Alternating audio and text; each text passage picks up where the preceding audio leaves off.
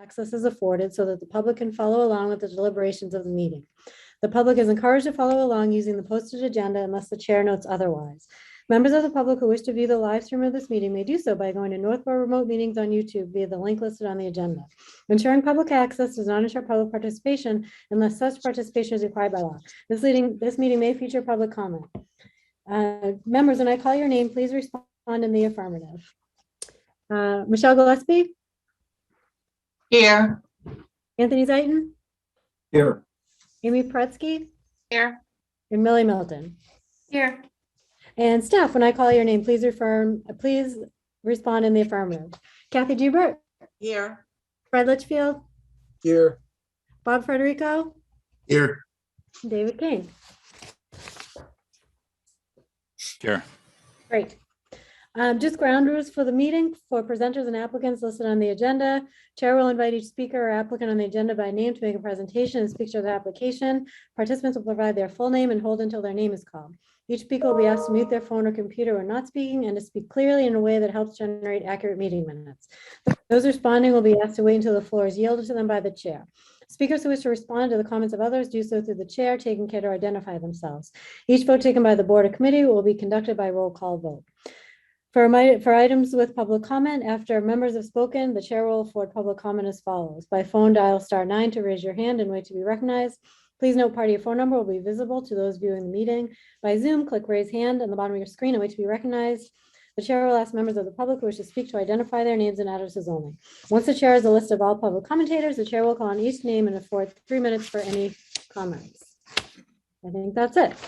So with that, why don't we get started with the agenda? Tonight we have a presentation by David Kane, our MIS-GIS director, regarding the RC zoning district. So welcome, David. Oh, good evening. Haven't seen all of you guys in a while, so it's good to see your faces. So let's see here. I've got some information to share with you regarding your recent discussions with regard to parcels in the RC zoning district. I know you've been considering a few things there and you've wanted to look at a couple different analyses. And so we've got a final draft of some of these analyses in place. And if it's okay with you, Carrie, I'd like to share my screen and yeah, okay. Let's see here.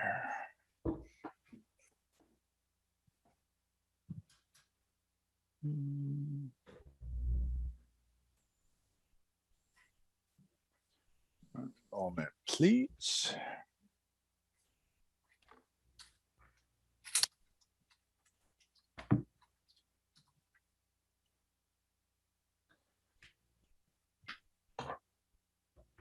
All right. Let's see. Can you guys see my screen? It's just black. Oh, there you go. Yep. Let's see that now. Okay. Yep. All right. So again, we're looking just at the RC zoning district. And there are 3 criteria that I used for this analysis. We're looking at, again, the RC zoning district. We're looking at residential parcels in that district, specifically lot sizes or parcels that are in excess of 40,000 square feet, and parcels that have frontage greater than 100 feet. And so I know you've been waiting on this information for a while. We were working on a few different pieces of this. Some of this is quite easy to do with some of our systems, and one piece of it is not, and that's what took a little bit extra effort. We had a great GIS intern over the summer that at the end of the summer, beginning of the fall, that helped with some pieces of this, and so some of that person's work is incorporated into this. And then the piece about the frontage, that's the part that required some extra assistance. And so we use our GIS consulting firm, AppGeo, to address that piece of it. And so we're going to pull all that together and share that with you tonight. I just want to briefly describe the methodology. I know there's a lot of words up here on the screen. Basically, the components of this were to identify all the parcels in the RC zoning district, to pull out those that were less than 40,000 square feet, so that we're only including those larger than that in the analysis, and specifically looking at residential land uses within the RC zoning district. And then the part of the methodology, and again, I'll touch on each of these very briefly, was to determine that frontage. And this is where we got some help from a consultant. Basically, I'm not going to get all technical, but there's a process whereby parcel lines that were coincident with rights of way were identified and pulled out, and that's how we determined frontage, because we didn't have any other way to do it, although we found the numbers to be quite accurate. And really what this came down to is when there were multiple lot lines along a right of way, we have all that information, but we didn't have a summary of those numbers. So for example, and I'll show you an example, if there are 3 or 4 parcel lines that make up your frontage, we needed to get the sum of those 3 or 4 parcel lines. And that's how your frontage is determined. So if we look at this, let me see here. Going the wrong direction. Okay. So here we've got the RC zoning district outlined in black, and parcels in blue are those that are larger than 1 acre, 40,000 square feet in size. So about half, roughly half of the parcels area wise, you can see here in blue, are what came back initially. Now, the next step was to look at the uses, because again, we're looking just at the residential land uses here, not commercial or industrial. So it didn't matter if those were over that size or not. And land use is determined by the Department of Revenue. They have a property type classification code book that assessors throughout the Commonwealth use for determining land use for property taxation. And so that's the data we have and that we use, and was the standard for what we're looking at tonight. So our next slide here shows a number of parcels in yellow and orange. These are a subset of the parcels on the previous screen that were in blue, but only those that are residential in use. So again, we took everything in RC, we've gotten rid of everything that's smaller than 40,000 square feet, and now we're focusing in even a little tighter now just on residential land use. Everything in yellow is a single family residence, again, on a parcel greater than 40,000 square feet. Everything in orange is residential, but some other form. It's not single family. It could be a duplex, it could be a condo, multi-unit, what have you. And so that's just a good visual representation of how many and where in the district these parcels are. So moving on, the third part of this was to determine the frontage. And like I said, we took parcels where they were coincident with rights of way and formed one contiguous line that determined frontage, and only those with 100 feet or more frontage were included. And just showing an example here in the bottom left of the screen, this is just a kind of a zoomed in area along Brigham Street, where a fair number of parcels adjacent to each other all meet that criteria. The one in orange, I believe, is a 3-unit. I don't know if it's a 3-family or a 3-unit development of some sort, but everything else in yellow is single family residential. Those in white don't meet the criteria. They either don't have the frontage that we're talking about, or they're smaller than that 40,000 square foot minimum that we're considering. So this larger map here on the right side is just a zoomed in right at the street level.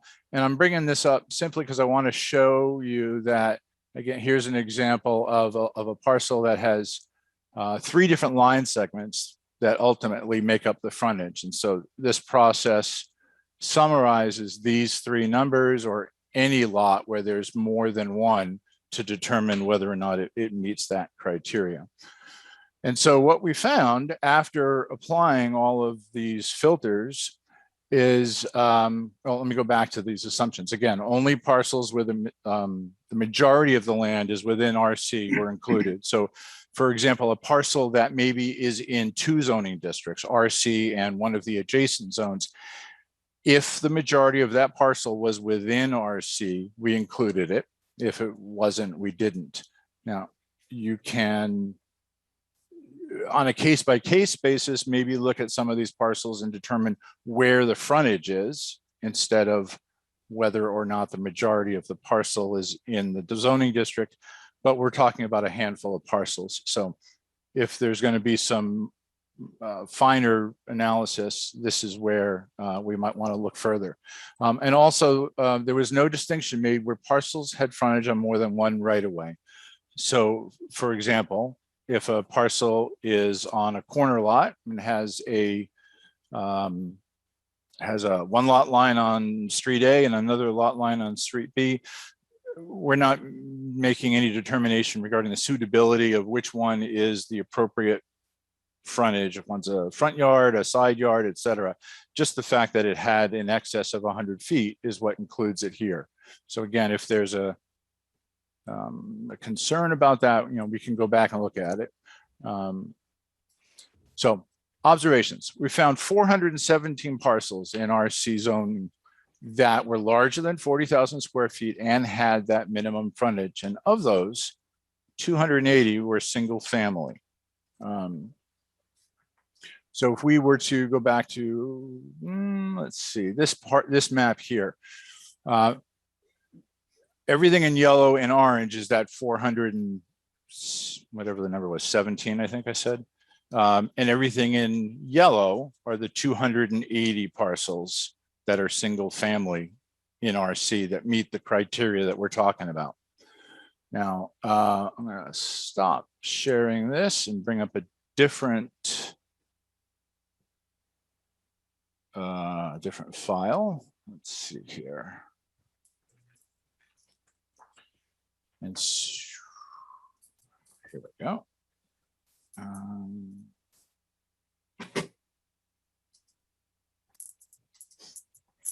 Share this.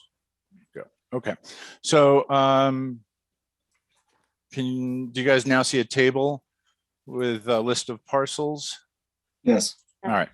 Great. So this is the final output, if you will, of the analysis. These are all of the these are the 280 single family homes in RC that, again, are in excess of 40,000 square feet and have an excess of 100 feet of frontage. They're just listed alphabetically here by street name, but you can see there's a fair amount of them, and these are, again, the use code shows single family resident. 101 is single family residential, got that zone, map and lot, acres, etc. And I believe this was included in what was sent to you. So I believe this to be largely accurate. There's probably a handful of parcels that require a little bit of further looking at, but I'm happy to answer any questions or discuss any aspect of it. Okay, board members, are there any questions? A quick question: did you guys make sure to sift out anything that was town owned? We did not look at who owned any of the parcels. No. Okay. So I don't know if the town has very many residentially, parcels that are used residential with a residential land use. Right.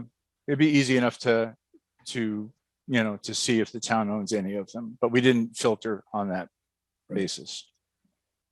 I think I just noticed one because there's like a big yellow one in your earlier slide. Mm-hmm. I think that's owned by the town on School Street. You think? Let me, let's pull that up and take a quick look.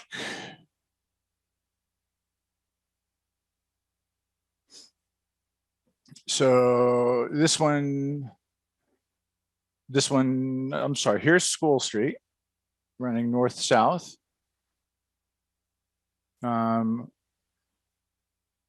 was there a specific parcel you were inquiring about? I just have kind of the largest one of the whole This thing. here? Yeah. I could look that up while we're talking real quick and let you know who owns that. I don't know if it's a town parcel. Oh, it's not. Okay. I just got it here. You found it? Okay. Yep. I think it's the driving range or the golf school. Yeah, I think you're right. Okay. Thank you. Amy, did you have a question as well? Yeah, could we get a copy of the data in like an Excel format so we can sort it by like acres versus street name? Sure. Thanks.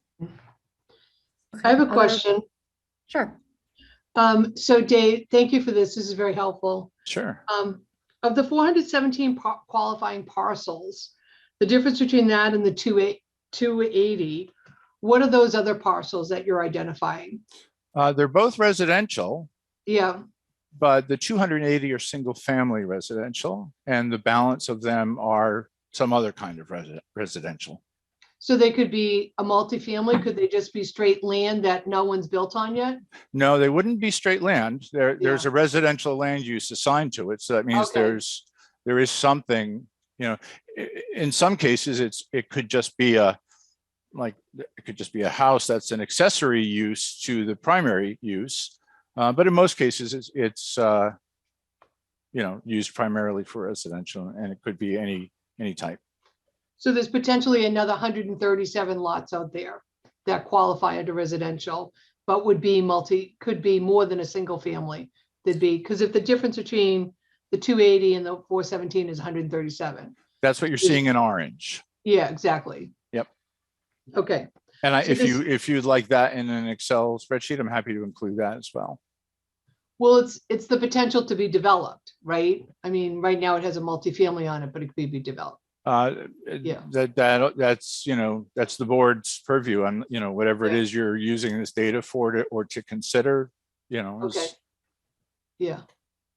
I appreciate it. Thank you. Sure. Yeah. David, can you go over again what the, how you get some of the frontage measurements for 3 parcels for 1 lot? Is that what you were doing, or is that? No, we were looking at, so what we were looking at is where a parcel has, a typical parcel might just be a rectangular lot that's perhaps 100 feet by 200 feet, right? Or whatever size. But, like this, this polygon, this rectangle here, many parcels have more than one lot line that makes up their frontage.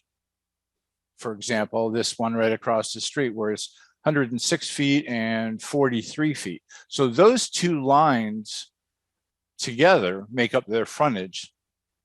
And therefore, it's 150 feet, it looks like here. What made this difficult from an analysis perspective is that we had to automate the sum or the addition, the math that was happening to get the full frontage. Because if we had 5 lot lines that were, 60 feet each, and we looked at just one, we wouldn't get the full size of the frontage. I'm not sure if I'm explaining that correctly, but basically we needed to summarize the full length of the frontage to make sure it was properly included. So it's always just one parcel, but it could have been made up of multiple lot lines. Yep. Can I just Okay. explain, like, Millie, if you look at the screen that he's got up there, 101 Brigham Street, right? Frontage is 110. So that's pretty common. What's even more common is the abutting one next to it, 95. You've got two numbers, 47.83 and 55.82. You add those together, that's the total sum. Not uncommon when you look at GIS's mapped through the town of Northborough or any other town, that you'll have multiple numbers adding up to a total. Just Okay, the way it was done at the time. So doesn't mean it's, it's just the way it is. with It's these just maps. it reflects what's on the deed. Exactly. okay. That makes sense. Other board questions or staff questions? Okay, this was actually an exercise that was done when we discussed Aaron Hutchins' property at 91 Brigham, and I see he has his hand up, so I'm gonna see if he has a question here. Hi, Aaron, how are you? Hi, thanks for having me. Bear with me if I go longer than 3 minutes. I'll try and keep this as succinct as possible. Like you, I just got the data about 10 minutes before the meeting started, and I was able to throw it into an Excel spreadsheet, Amy.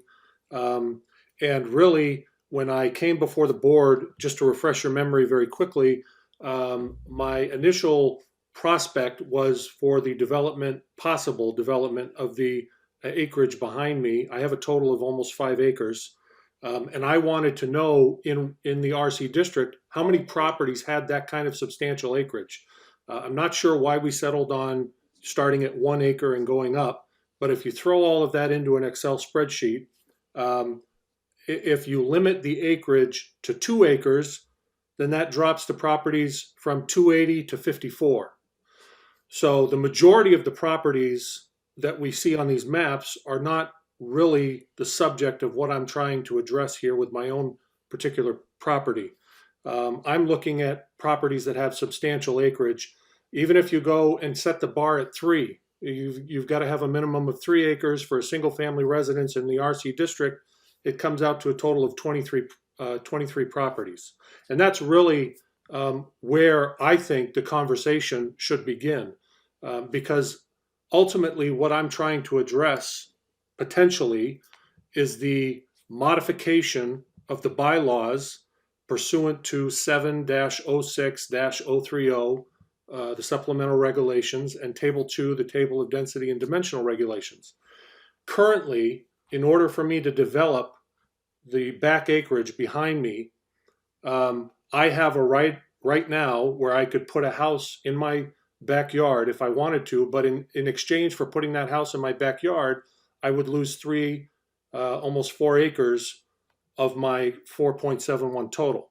And that is what I'm trying to get changed. I think it's outrageous. And so bear with me as I just share with you just briefly some last numbers from the data that David has shared with us. If we limit the acreage to 2 acres and up in residential C, that's 54 properties. The total number of acres on those 54 properties is 232. If we somehow came up with a bylaw that said you can have as many single-family residential homes on your lots as you want, as long as each home has a single acre of land. Not talking about frontage, because frontage is really the barrier to all of this. If we limited homes to 1 acre apiece, from those 54 properties, it would potentially create 178 new homes in Northborough.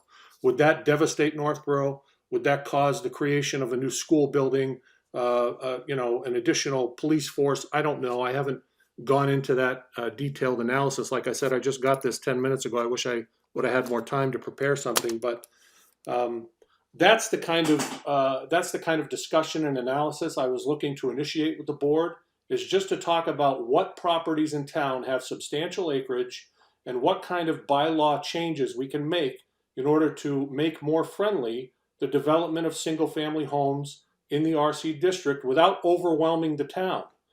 So, those that have over 1 acre of land, congratulations, great, but you're out of the potential of adding a new home to your land because you don't have enough land, never mind frontage. So that's basically my initial feedback based on the data I just received and David's presentation. I'd love to see a map with just those 54 or 23 homes, because that's all I was really trying to get at initially. So that's my feedback. Thank you. Thank you, Aaron. Could I just respond one to that, please, Carrie, to the chair? Can I just respond to that? Sure. just for the board to consider. This is not only for RC, this is for RA and RB. You have all those residential districts, which a lot of them might have 16 acres and only 200 feet of frontage, right?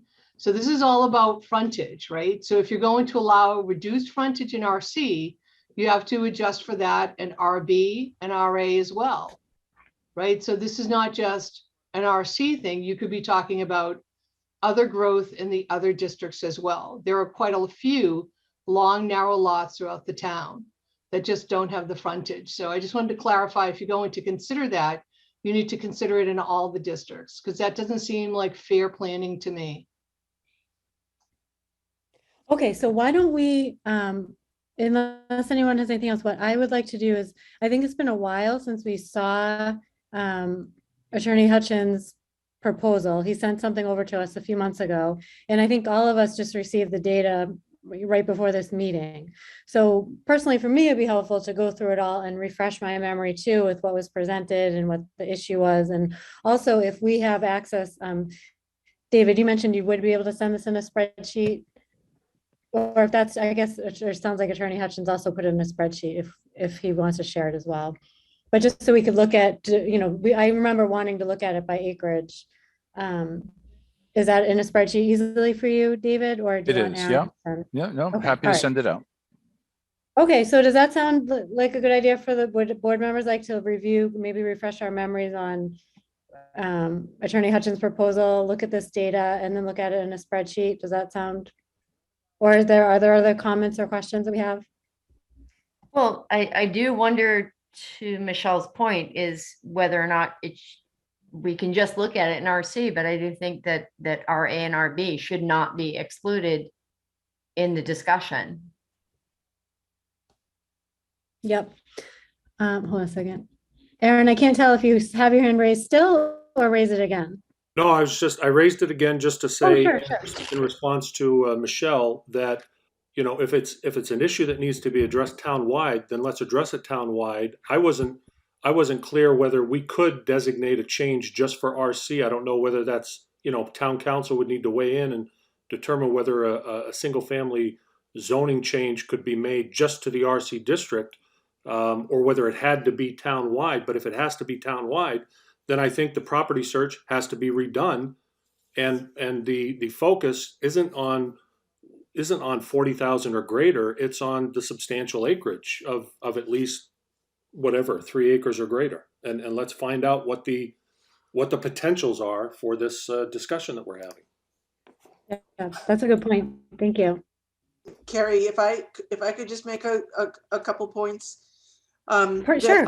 Just to remind the board, if you recall, when we talked about doing this exercise, you know, the board decided on taking a look at double the lot size. So, I mean, that's significant. You know, I understand Mr. Hutchins' point that, you know, his particular property, and that's what he's interested in, naturally, you know, is almost 5 acres. But, you know, the board originally wanted to look at what the impact would be of, you know, potentially changing the density in the RC zone. It is the most dense zone in town. It's not right or wrong if you change the lot size, but, you know, the board wanted to look at if you doubled the lot size and just had slightly bit of more frontage, you know, who could it possibly affect? So, you know, whether it's you know, an acre and a half, 2 acres, you know, depending on what you may or may not be considering for a zoning change. I mean, I have no idea. We haven't even discussed that, but anyways, the point being is that the board, you know, wanted to look at, okay, let's start someplace. And so let's starting at doubling the lot size. So that's, you know, obviously how we arrived at, and actually David and I both were very surprised that there was this many parcels that would possibly be affected by a density change. Mm-hmm. The other thing is that, you know, there's two there's two methodologies or two ways of developing property in Massachusetts. You either develop it as what's called an approval not required, which basically the rest of the country does not have. Massachusetts is one of about 3 or 4 states in the entire United States that allows single lots to be developed the way that we allow them to be developed in Massachusetts. And that is by, if you have enough frontage and you have enough square footage, boom, you have a building lot. Now, of course you have to meet other things, septic and wetlands and building code, but basically that is like, it's just unheard of in the rest of the country that you can just develop a lot off of an existing street. So that's one way to develop a house lot. And then another way to develop a house lot is through the subdivision process. So, you may be talking about some sort of, hybrid model that you want to come up with, or you may be talking about, reducing frontage. I mean, I don't think yet, until you take a look at this. And we completely acknowledge that, everybody just got this information, just before the meeting. So I didn't even expect anyone to have a minute to take a look at it. But we figured, you'd be able to digest it, and then, talk about it further at at a follow-up meeting, as far as what it is that you now want to do with this information. So, but, again, just, you got to keep in mind that if you want to reduce the frontage, you can't just randomly pick, I want to reduce the frontage to 50 feet, but you only need 10,000 square feet. I mean, I'm just being ridiculous, but there's going to be some reason behind that. Like, because again, lot sizes are mainly historically are based on the availability of either septic systems or sewer. It's in New England, it's pretty much based on soil type as far as how lot sizes are set for each community. So just some things to take into consideration when you think about, whether or not you want to increase the density and how you want to increase the density.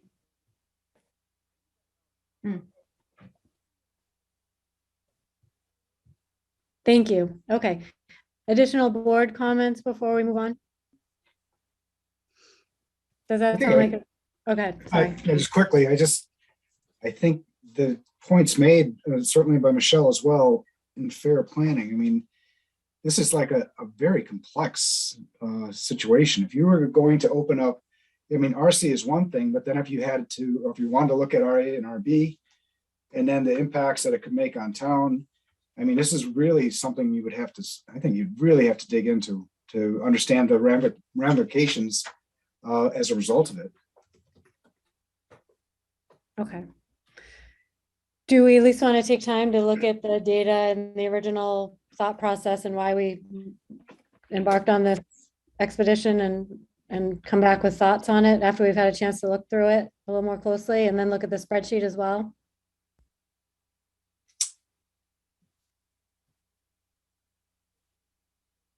Next step. I mean, sound good? I think it's fair to Mr. Hutchins, to the board, to each one of us to bring back feedback. Just go and take a look at it and sort of digest it all and think about it as the entire community with all the other districts involved, and see, as was mentioned before, the complex nature of it. And, you really only have a couple of months before town meeting. And is this something that you maybe want to bring to the master plan committee to look through it along with the planning board? But I would even put the argument forward, if you're going to reduce frontage, why not allow someone who only has 2 acres? Why only do it for 3 or 5? You might have people say, why am I being excluded? Right. When I've only have, a small amount, I don't have quite enough frontage.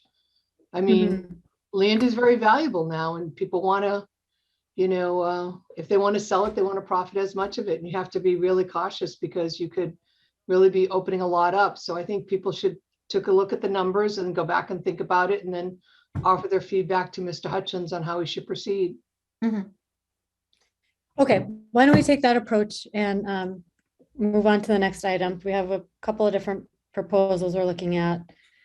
So thank you, David. This was great. I appreciate you going through the research process. My pleasure. Happy to help. Okay, thanks so much. Next on the agenda, we had, when we last met, we looked at the proposed revisions to the open space residential design bylaw. So the board was taking a closer look at that and coming back with feedback to this meeting.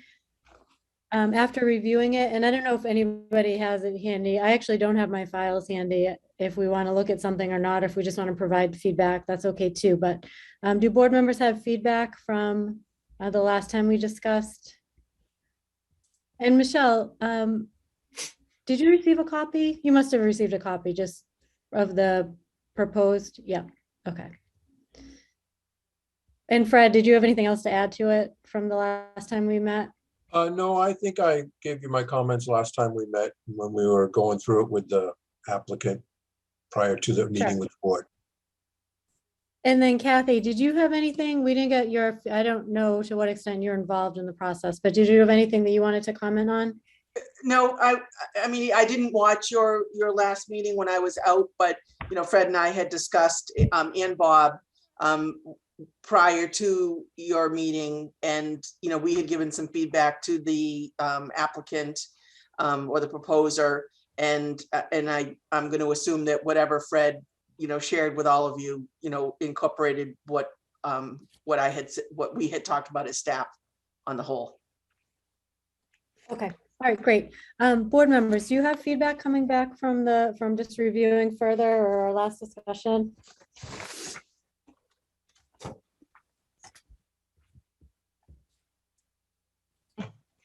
I guess I can start. Sure.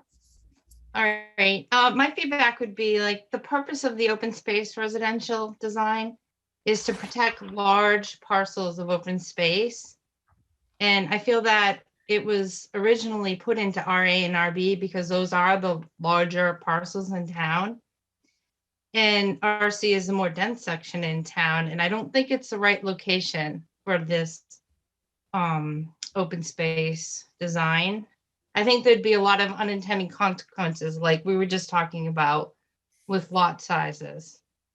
I looked into Newburyport that they had talked about doing, that they just did, and they conserved 80% of the land. They conserved the barn. It was a big parcel. The open space residential design they did was specific for that specific lot. It wasn't for a whole district. I just think opening up RC to the open space residential design is, I'm not in favor of it.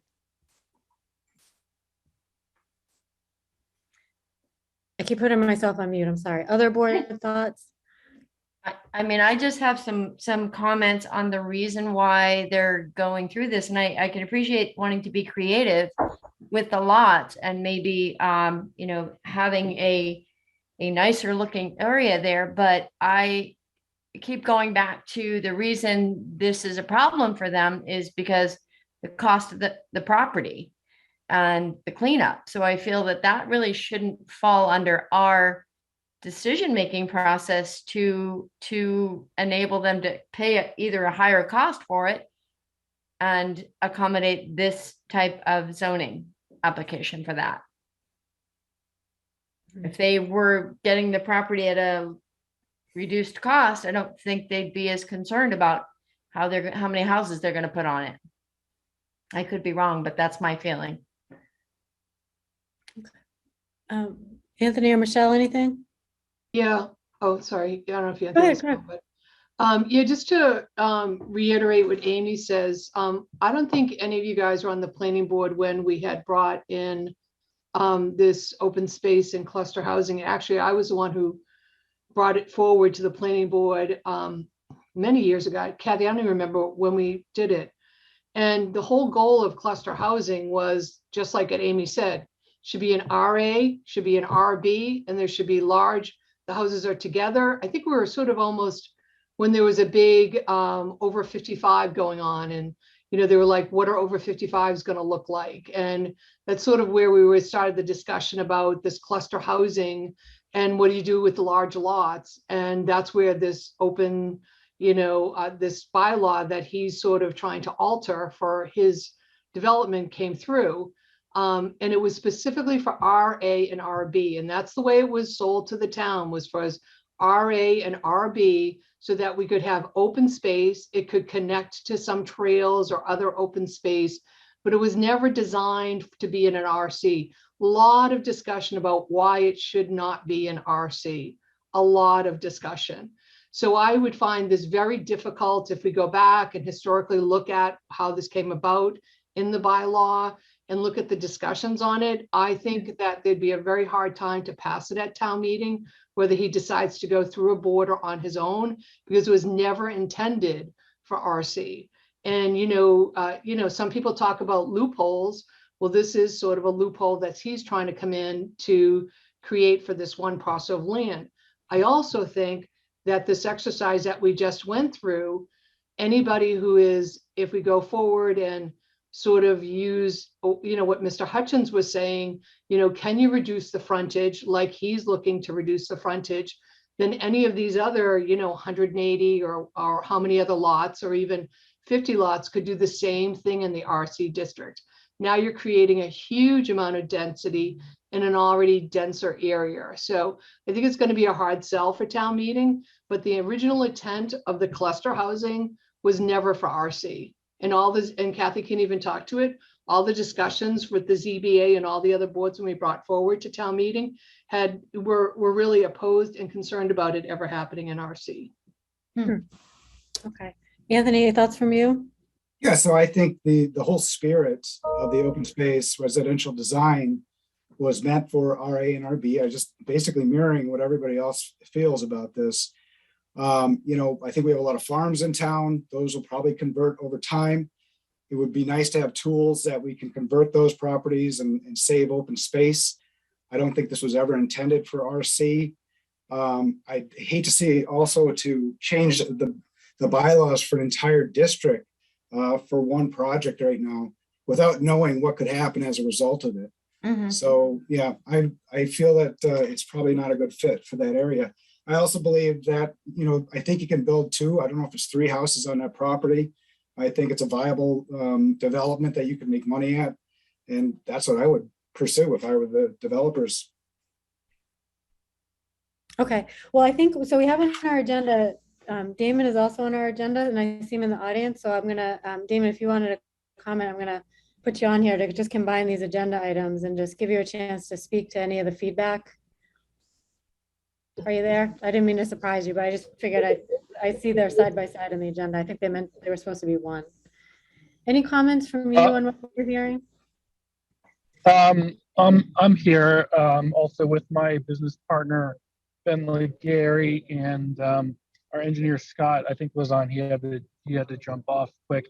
I apologize if I have to jump off. Actually, I'm on my way to see my son's concert at the high school. Oh, So, sure, no problem. So if I do, Ben will have to take over. Yeah, I can see the board's the comments. I've been listening in.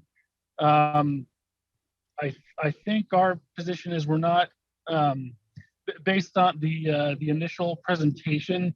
I didn't actually know anything about it until we heard it. So I certainly would like to check it out as well. I think though that it's a little bit of an oversimplification to me as to what available parcels this would actually happen to. And I think once you eliminate, as Mr. Hutchins was saying, like smaller parcels of land that, wouldn't be good for adding excess single family houses, that it's actually a much smaller number that would be for that. And again, this the bylaw is not, changing just for our project. It's for the rest of the town to improve development as a whole. And as was mentioned before, the one we did in Newburyport, that change wasn't for us either. That was for the entire town. In fact, I think there's 2, maybe 3 other parcels that right after us were going through the same thing. because I mean, you couldn't, that was one of the contentions actually that we had, was that people thought initially that that was going to be just for us, and that was going to be spot zoning. So we we had to we made sure that that zoning was was done specifically so that anyone with this type of parcel that would work for could take advantage of that type of development. So that being said, based on what the board is thinking and saying, we might have to go back to the drawing board and look at potential other uses of the property. I know that we might be able to do duplexes via special permit there, and we'll also have to look at other commercial uses for the property as well. I know we've been approached by one person at least so far who's interested in potential rehab facility or something like that for via the Dover Amendment. So we're looking at all different options for that, but again, it's I wish I had a better response to everything, but like I said, we didn't even know that kind of presentation was actually happening, so I didn't get a chance to take a look at it prior. Yeah. So I mean, yeah, go ahead, Ben. Okay, so yeah, I could just kind of explain a little bit of the difference of the new report one versus we're actually presenting something very similar tomorrow night in Salisbury. I don't know if any of you guys know their code. So originally our proposal was to potentially do a flex res development, flexible residential development proposal, and which would be a new district in your town. But we're doing one tomorrow night in Salisbury, which is a flexible residential. Right now, I think it's an acre and maybe 2 acres, and we're doing 4 houses, very similar size, very similar platform. If you read through the proposal between a flex res and a OSRD, it's almost the same thing, which is why we changed the approach from designing a new tool to taking something that's already there and adapting it to use on other parcels. Now, I could throw out, after seeing the last proposal, most towns do have a minimum acreage, so it wouldn't be open to everybody. I think Salisbury, if you have they have a couple different, if it's commercial, it's 5 acres. If you have residential, there's no minimum, but most towns do have a minimum. So we could provide it as, there's a 3 acre minimum. So it's not, if you have 1 acre, you're trying to jam on a flex res or an OSRD. The OSRD, the reason why we're adapting it too is New Report does this. So we actually grabbed that from Oleo Woods. So Oleo Woods used it over by the on-ramp to New Report. They developed that parcel. And what New Report does is they actually remove it after it's done. So if you look at the history, for some reason, they kind of clean up their books. So basically they did it in Oleo Woods, developed it out, removed it, and then gave it over to us. But they like to kind of have precedent and use a similar overlay district, and they kind of just adapt it. So our overlay district is the same thing, except for just over there, it was like 50% open space. Over here, we had a lot more low wetlands and a lot more acreage. We're near a landfill, so there was just a different type of land. So we were able to upgrade that to an 80% open space. But I'm sure after us, somebody will take that OSRD. I'm sure after we finish and close out, they'll remove it and someone would kind of adapt it. So, the proposal is, it's very similar. If you look at Salisbury's, they have a couple different things that they use, which is almost used for the same way. They have a village center overlay where they'll actually allow 2 houses on 1 lot but you have to meet certain criteria, which is spark development in an underdeveloped area. It's actually changing the area of Ferry Road completely in over 5 years. Everybody's using it and it's great.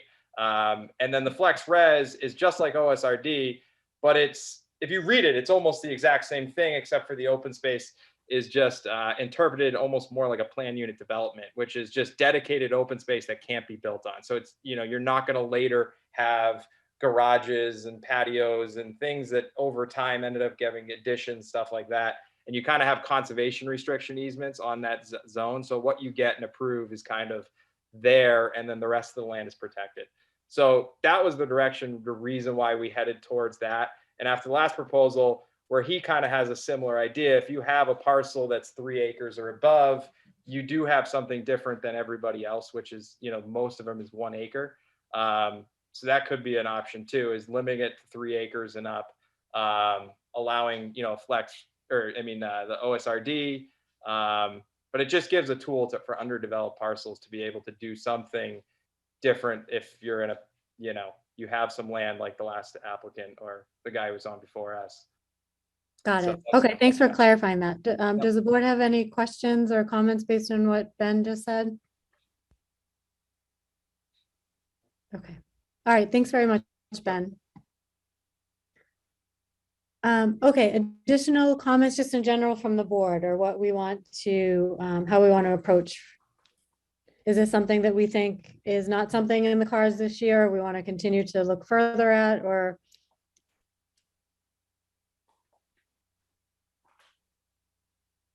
I don't think it's the right approach. The whole purpose for like the OSRD too is to protect wetlands, and it's almost allowing more houses on the wetlands, which seems the opposite of what I would think of with an OSRD.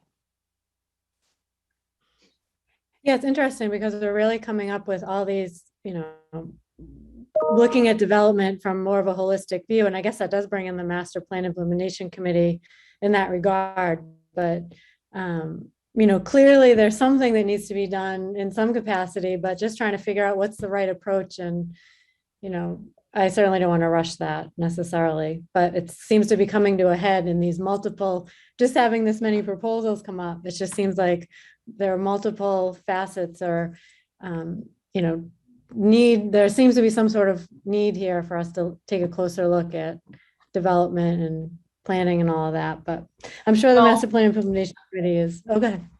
Yeah, so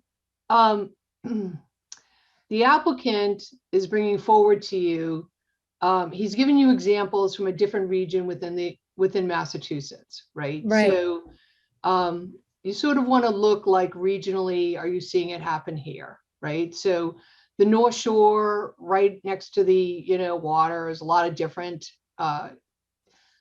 lots of land in the way thing is versus down here. But I get what he's trying to say, how he's trying to do that. It's not unusual that you have people who have large parcels of land that want to develop them. Whether you see that now, you're going to see that going on for many years because people know the value of land, right? It's what the residents of Northborough want to see and how much they want to see in a densely populated area, which is RC. And so that's what you're talking about is what are the residents of Northborough, how they want to see RC developed out. So yeah.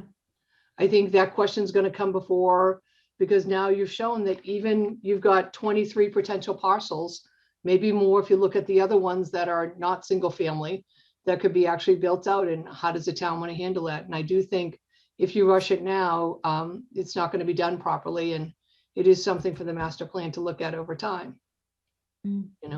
But to what Anthony was saying, this parcel can be developed out for 2 families, or the guy said he could do duplexes, or he could possibly see if he could get a 3rd one, but there are potentials for this property already. Maybe not his vision, but there's potentials under the current zoning that he could easily develop this property. Okay. Harry, if I could add too, Sure. Yes, you have 2 parcels that were, brought to you kind of, like boom, boom, side by side or simultaneously. But if you look back over the years, it's, this is not a common occurrence. And part of the reason why zoning boards of appeals exist is to consider dimensional variances. It's not just use variances. Again, use variances aren't as popular, but zoning boards of appeals across Massachusetts, that's one of their purposes, is to look at dimensional variances. So if somebody has a piece of property that doesn't quite fit into the zoning and they want to propose to do something different on it, that there's an avenue, that neither one of these landowners have pursued. Now, they don't have to pursue it, but that is an avenue that does exist. as opposed to a board looking at, changing, their zoning bylaw, wholesale. You may want to do that. You may want to look at it wholesale. You may want to increase density. You may want to introduce some other kinds of zoning into single family neighborhoods. But, kind of historically, Northborough is very much a single family, community, and, largely made up of, residential properties. And then the other thing is available to both of these landowners as well as other landowners is the subdivision process. So it's not as if landowners are without any recourse. If you don't have the cookie cutter lot, then you're out of commission. That's not true. I mean, there's the subdivision process, there's the dimensional variance process. But historically, zoning boards of appeals, including the Northborough Zoning Board of Appeals, has not in the past looked favorably upon the only reason why you need a dimensional variance is for your economic gain. That's not what a dimensional variance is about. Variances are supposed to be based on, the three standards, it's either soil type, topography, or shape. And, and those can all be massaged as every community does. But I just didn't want to, I want to leave you with the fact that, there are options today, instead of you feeling pressured to change the zoning right now, there are options available to applicants, other than just a standard approval not required lot. Got it. Okay, so I actually have to depart the meeting. So for the purpose of the minutes, Carrie is leaving the meeting and Amy will be taking over as chair for the duration of the meeting. I know we have, I'm going to move along if nobody has anything else to the rezoning of 37 South Street. And I see Attorney Pember in the audience. Amy, do you want me to bring George over? That would be great. Thank you. Okay. Hi, George. I'm bringing you over by surprise just before I leave. So in any case, I am going to depart the meeting at this point. Kathy, I will talk to you over the next couple weeks, I'm sure. Yep. So, I'll be here to the end of the month. okay. All right, great. Okay. So I don't believe it will impact the meeting at all. Jim, I can just leave. I'm a co-host, but you're still a host, so it won't have any impact on the meeting. Yep. You're all set. Have a good one. Okay. Thanks, everybody. Good night. Bye. Good night, Carrie. Okay, the next item on the agenda is George Pember, rezoning of 37 South Street. Hi, George. Hi, can you hear me? We can. Good. So I was Do you- asked to come back because the planning board wanted some additional feedback. And I believe the feedback you're looking for is reaction of the neighbors. And I had a conversation with Ken Hunt yesterday, as a matter of fact. Ken is the immediate abutter. And his reaction was basically, I have no problem with what he's trying to do. It's fine with me. No big deal. So he was comfortable with it. Okay. Do you have anything else that you're bringing forward tonight? No. Does the board have any questions for George or staff? Amy, the only thing, if this is, actually it's, it's not going to fall to me. But if, is this something that the board wants to propose as a zoning bylaw, as opposed to, a citizen's petition? So if it's something that the board, is in agreement about rezoning this parcel, then, I'll just include it on the list and get through what I can, by the end of the month. So I'm just looking for direction on that. Okay. Well, I guess one of the comments I had was, we're in the master plan implementation committee right now. And one of the first agendas is the downtown. And the biggest discussion is what is the downtown and defining the downtown. And when I was thinking about it, if we're going to go through defining the downtown this year, it's the number one thing that we're doing, then this site may be able to be added right onto the zoning map as part of that without having to go to town meeting this year and being spot zoning. Because I guess spot zoning was brought up last meeting, and I don't really want to set a precedent for spot zoning. I understand that this lot is a little different because it was divided and it must have fallen through the cracks. But instead of doing it a separate route, maybe we want to think about doing it as part of defining the downtown. And then it's done all at once and it doesn't stand out as spot zoning. Just to let everyone know, this wouldn't be considered spot zoning.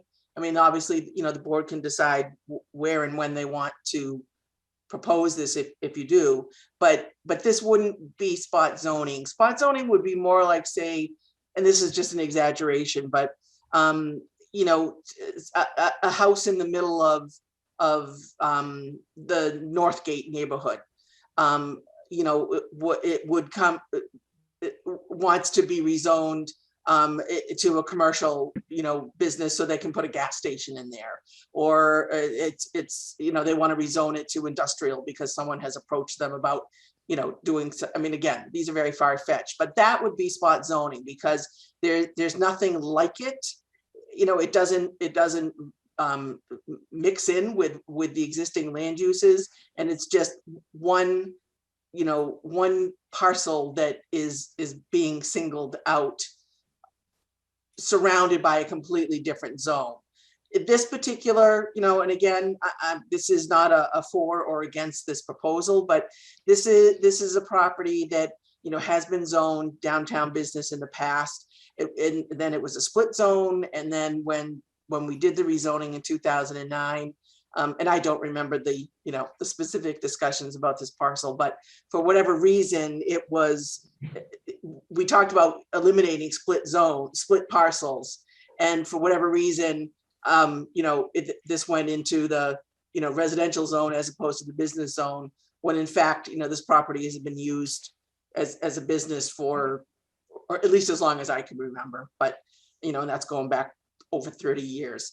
But just to clarify, this wouldn't be considered spot zoning. So you don't have to worry about that, but however else you want to consider it, but I just wanted to clarify that. Okay. So as the planner, do you know how long you think the defining of the downtown will take as part of the master plan?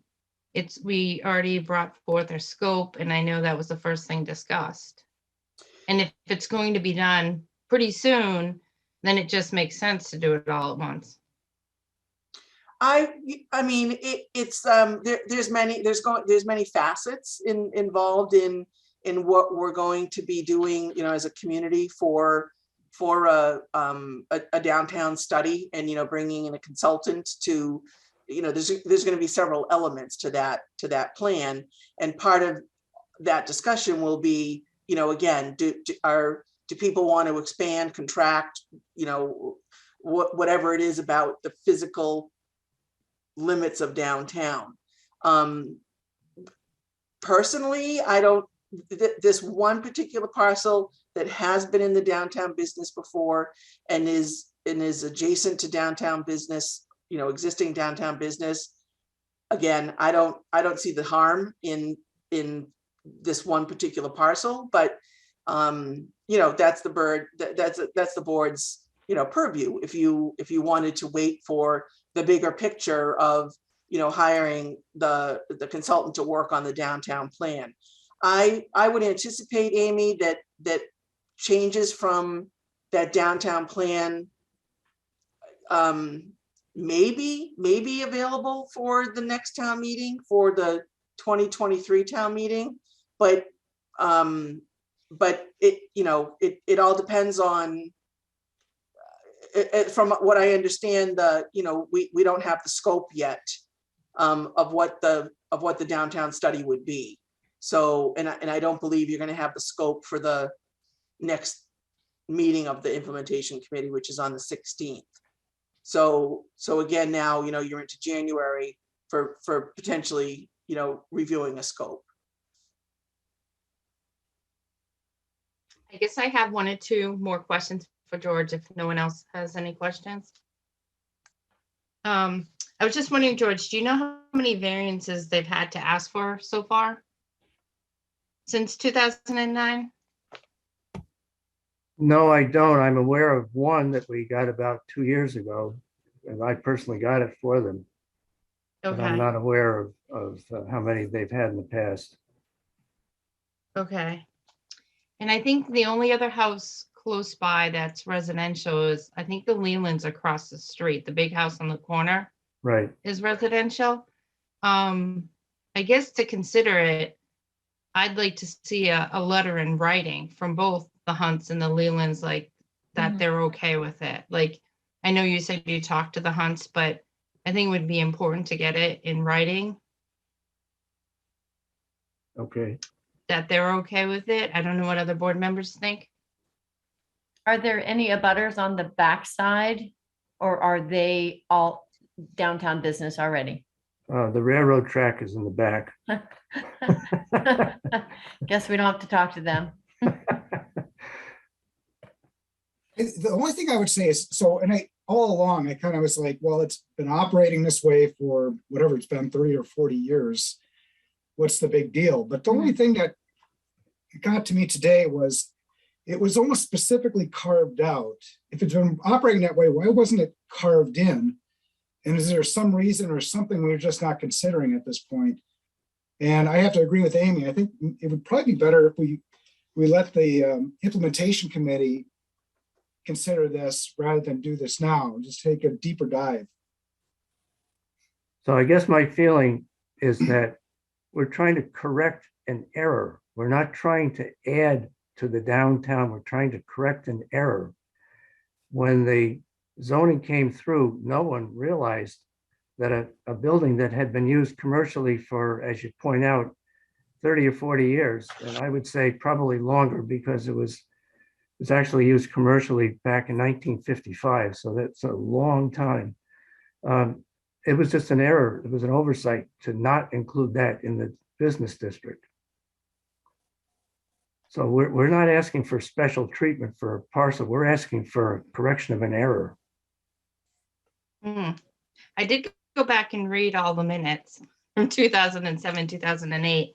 And I guess Kathy had mentioned in the minutes, it said that all of the affected parcels received a letter and they were invited to meetings. So maybe they missed the meeting or didn't read the letter. Somehow it dropped through the cracks. And most likely that's the case, Amy. But I did see also on the assessor, it was built in 1972. So. No, there was an addition built in 72. That's correct. And I looked back to 1968 and it didn't list that 37 South Street. So I didn't know if it was just a piece of land that was built on in 72. Oh, no, I was trying to get to the bottom of it just to see what happened.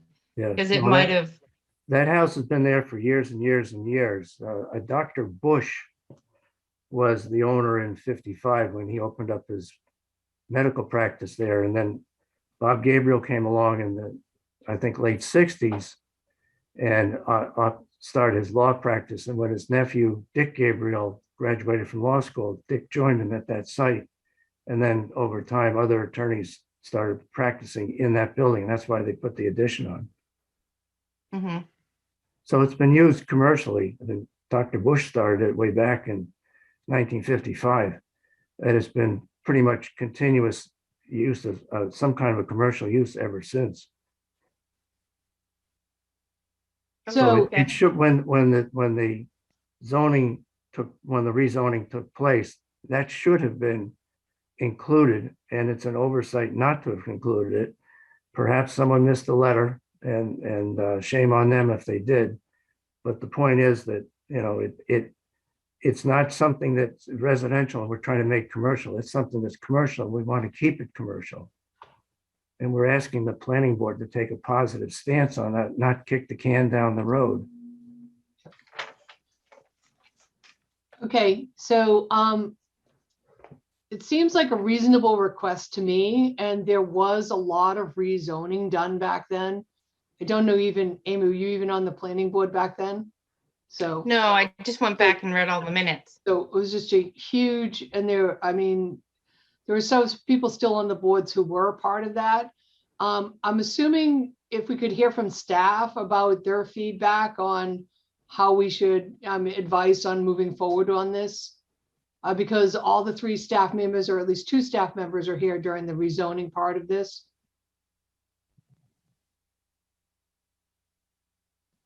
Sure, I'll just reiterate that I do think it was a mistake or an overlook when it was done in 2009, because again, you know, I just using my longevity as an example, I've been here over 30 years and that has always been a commercial property. I've never known it to be used for anything else other than the law office. I wasn't born in 1955.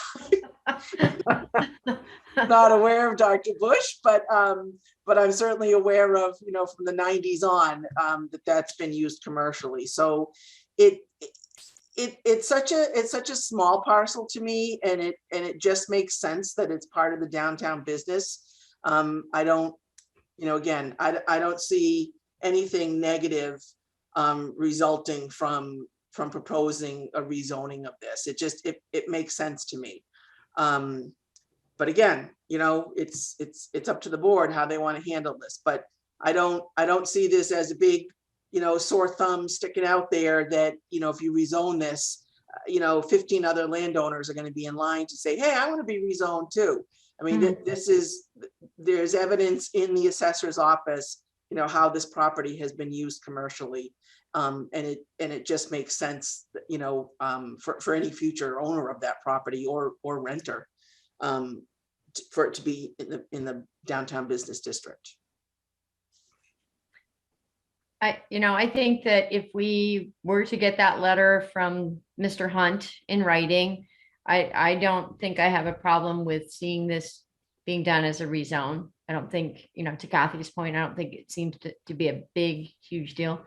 Did you say, Kathy, that he could also present this as a citizen's petition if we didn't come to an agreement on that? Yeah, I mean, typically when someone, you know, engages with the planning board about wanting to do a zoning change there, and I'm not, you know, I'm not speaking for Mr. Pember, I don't mean to be putting words in his mouth, but typically when someone approaches the planning board, you know, they're looking for the planning board to include it in the planning board's packet of zoning proposals. Yes. You know, if there are some going forward that year. So, so that it's, you know, it's coming from the board. Yep. You know, citizens petitions, I mean, they certainly have their role, but it's, you know, what we try to do when someone talks about a citizens petition is we try to encourage them over the years, you know, to come work with the planning board. Yeah. You know, okay. Let's not just do legislation by, you know, getting 10 signatures. Let's do, you know, legislation and regulation change by, you know, working with the board and incorporating it into the board's, you know, philosophy and their proposals. Mm-hmm. Okay. In addition, I just want to say, not to advocate for that, but they would also at town meeting ask all the other boards, committees, and commissions, how do they feel or endorse about it? Mm-hmm. So, you know, if the planning, in this case, if they haven't been able to review it, all the other committees, there's no endorsement, and they usually don't fly because the residents of Northborough are looking to the planning board, you know, to help resolve some of these issues. I deal with land use all the time, and it is not uncommon to have an error occur somewhere, you know, on the land records. And in this case, it has been always determined as to be a commercial use over all those years, being billed and to the assessor's office, and someone picked it up and they're just trying to clarify it. I agree with Kathy, this is not spot zoning either. That's a word that can be thrown around a lot, but this is not. It was just mentioned at the last meeting. That's why I brought it up. But I wouldn't, I wasn't in favor of this too coming forth today, but I would like to see a letter from the abutters, north, south, and across the street, because those are all the direct abutters. The butter to the north. It's a business, but you'd still like to get the abutters approval. Okay. I'm just, Are you saying, Amy, you want to see the abutters next door and then the Lelands across the street, just those two abutters, correct? and the Hunts. And the Hunts, just the two abutters? Yeah, right? the three abutters, the three direct abutters to the parcel. Okay, and then based on that, I mean, to help Mr. Pember, based on that, is the board willing to move forward and then just vote on this? And the yes in In favor? January.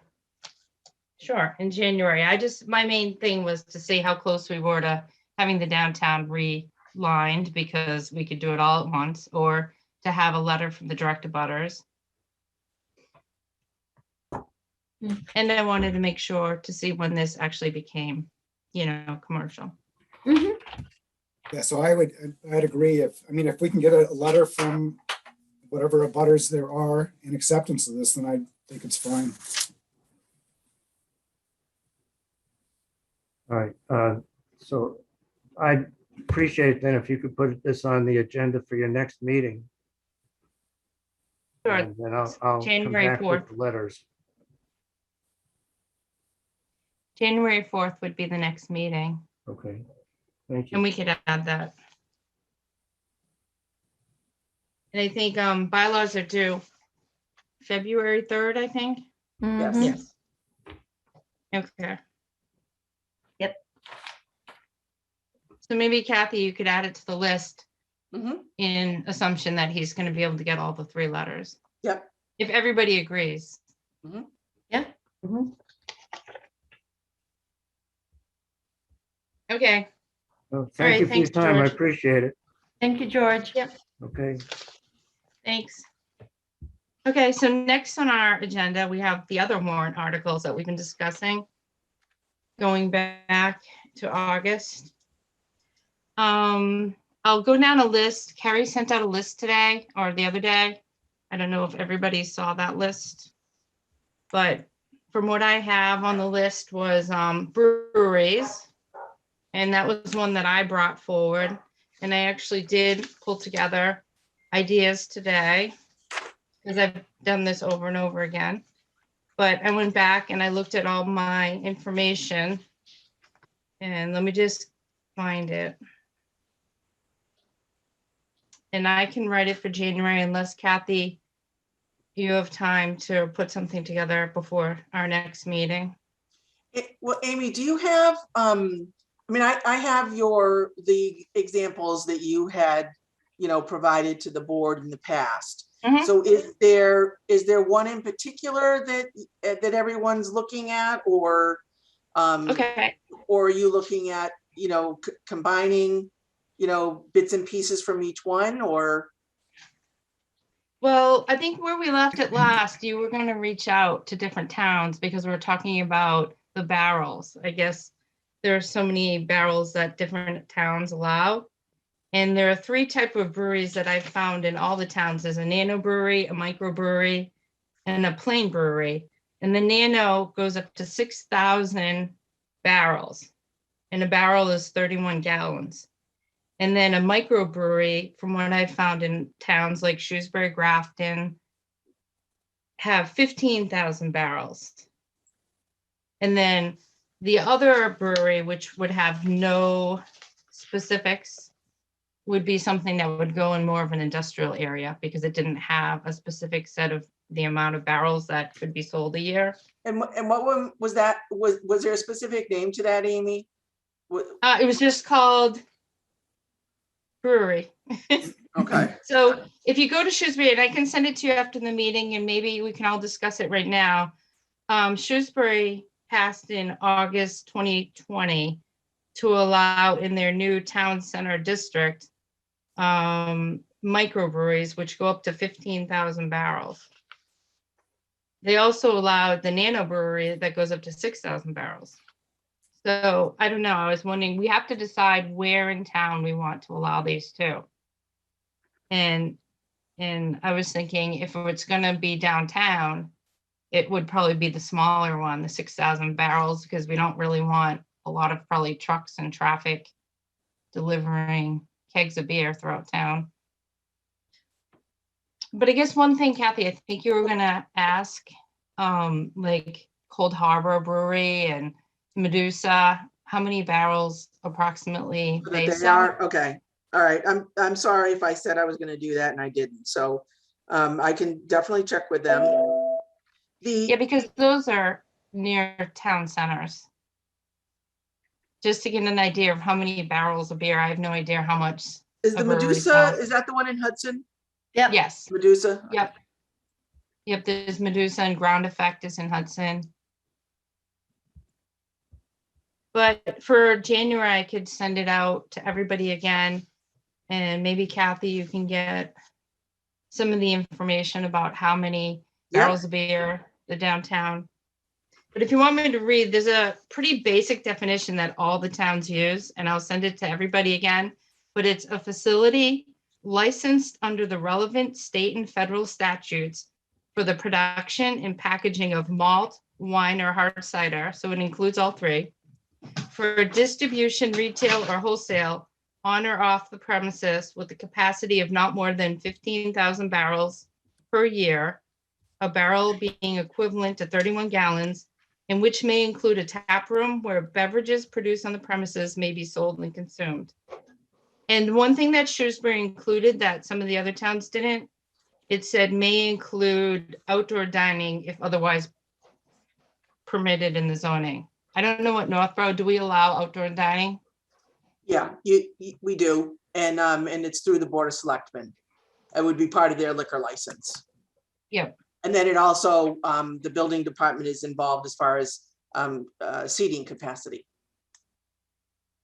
So most of the definitions throughout Grafton and Shrewsbury, and I think I worked at Medway and Framingham, they're all pretty similar. And the only difference is whether they call out licensed under relevant state and federal statutes, or they actually call out the statute, which is like 139 dash something. So I guess for me, the biggest decision was how many barrels do we want to allow? And where? Are you all, you know, I mean, has that been, I mean, I missed your November meeting, but I don't know if that was discussed or not. Did you, or are you thinking this for, you know, all the commercial districts? Well, for me, what I would throw out would be the smaller one downtown. And then for Business West and Business East, maybe the bigger one. But that's just my idea. I don't know how the other board members feel. And then if you really want to open it up to industrial too, you can either add a microbrewery so it's not so big, because we do have residential near our industrial. Or we can do what the other towns do and just call it a brewery and they don't have a maximum amount.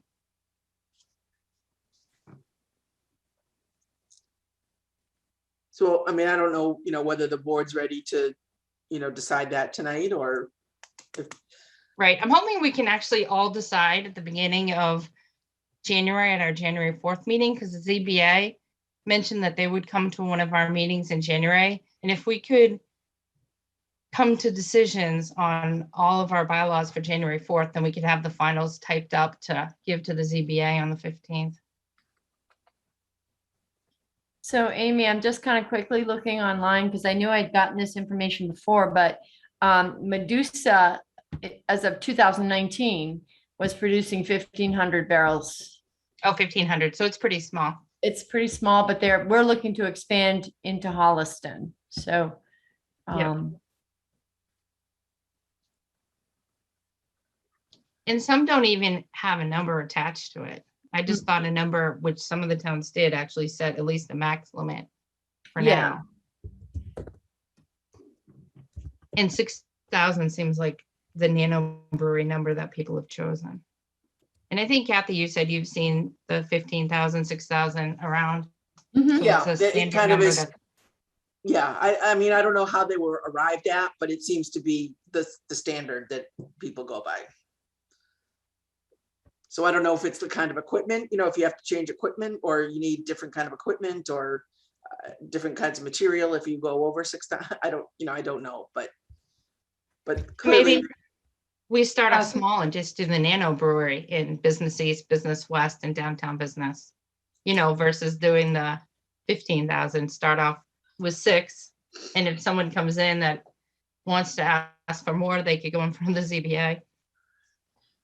Kathy, how does this tie with liquor licenses? Does the town have liquor licenses that if someone came in could actually apply for it? Are there any open? Are they town limited to a certain amount of liquor licenses? I honestly don't know. I mean, and I can check that out with the, the Board of Selectmen tomorrow, with their, executive assistant. She handles all their liquor licenses. So I don't know if they're part of the existing liquor licenses, that's all based on population for a community, or are these licenses like a completely separate category? I don't know. And so, Yeah. but I can, I'll certainly inquire about that. So I think it's important to, with this bylaw, to take that into consideration as well. It's not, I would assume that you'd need something. Yeah. Well, Texas Barbecue just is looking for a new owner. So if someone came in, there's probably could be an extra license there. Who knows? So I think it's up to if we can get some accurate information from the Board of Selectmen, Mhm. Kathy, that would be great. Yep. I'll follow up on that. Okay. And tomorrow I can send out the 3 definitions I was just discussing. And then we can come up with a size and a location. Okay. I'm going to skip over to another one that we've talked about, which is commercial and industrial. And I think if anyone has any commercial uses they'd like to discuss, we'll probably have to be ready for January 4th. But one of my suggestions is right now in front of the Master Plan Implementation Committee is a market analysis being done of downtown, or at least it's on the agenda that they hope to do a market analysis of what could be done downtown.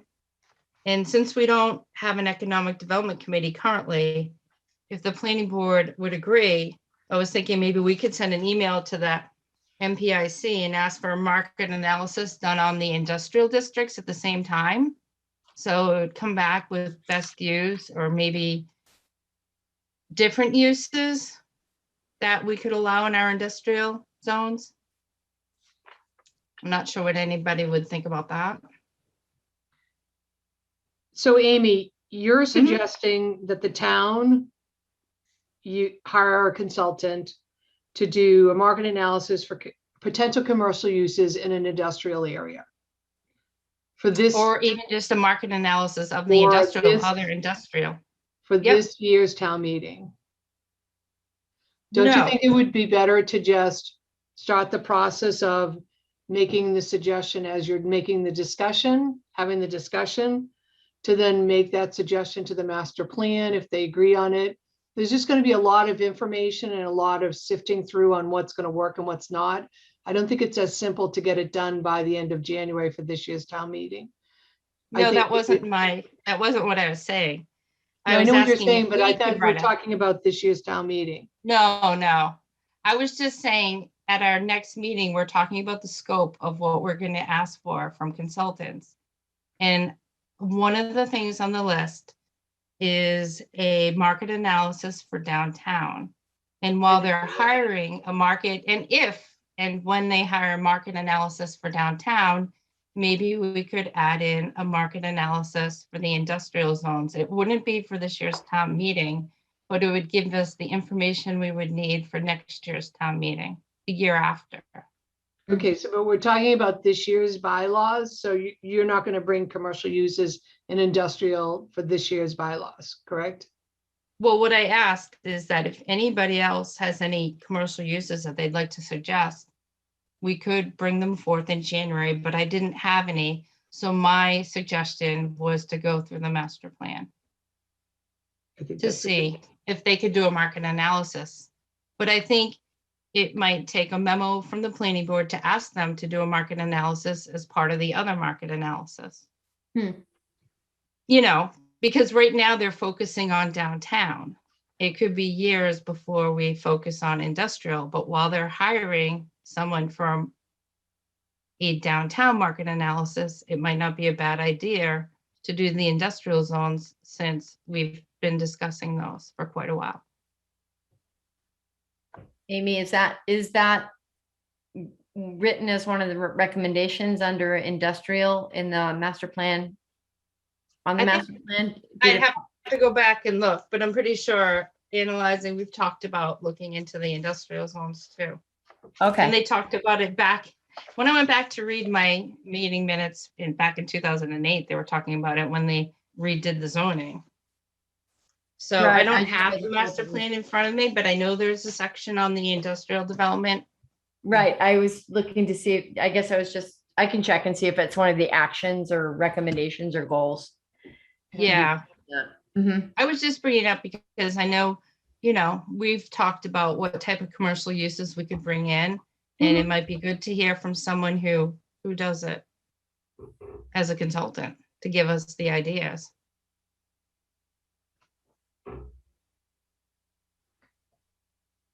We were once, well, I guess I've said it before, but CMRPC once said to me, you guys could do better. But I never get the information is what can we do better? You know, what is the ideas? So I would just table that to the January meeting, Amy, so that the chair can also reply to that and we can go back and look at the master plan with regards to industrial. Okay, but in January 4th, if anybody else has an idea of a commercial use they want to bring forward, that was one of my, that's where I started. Okay.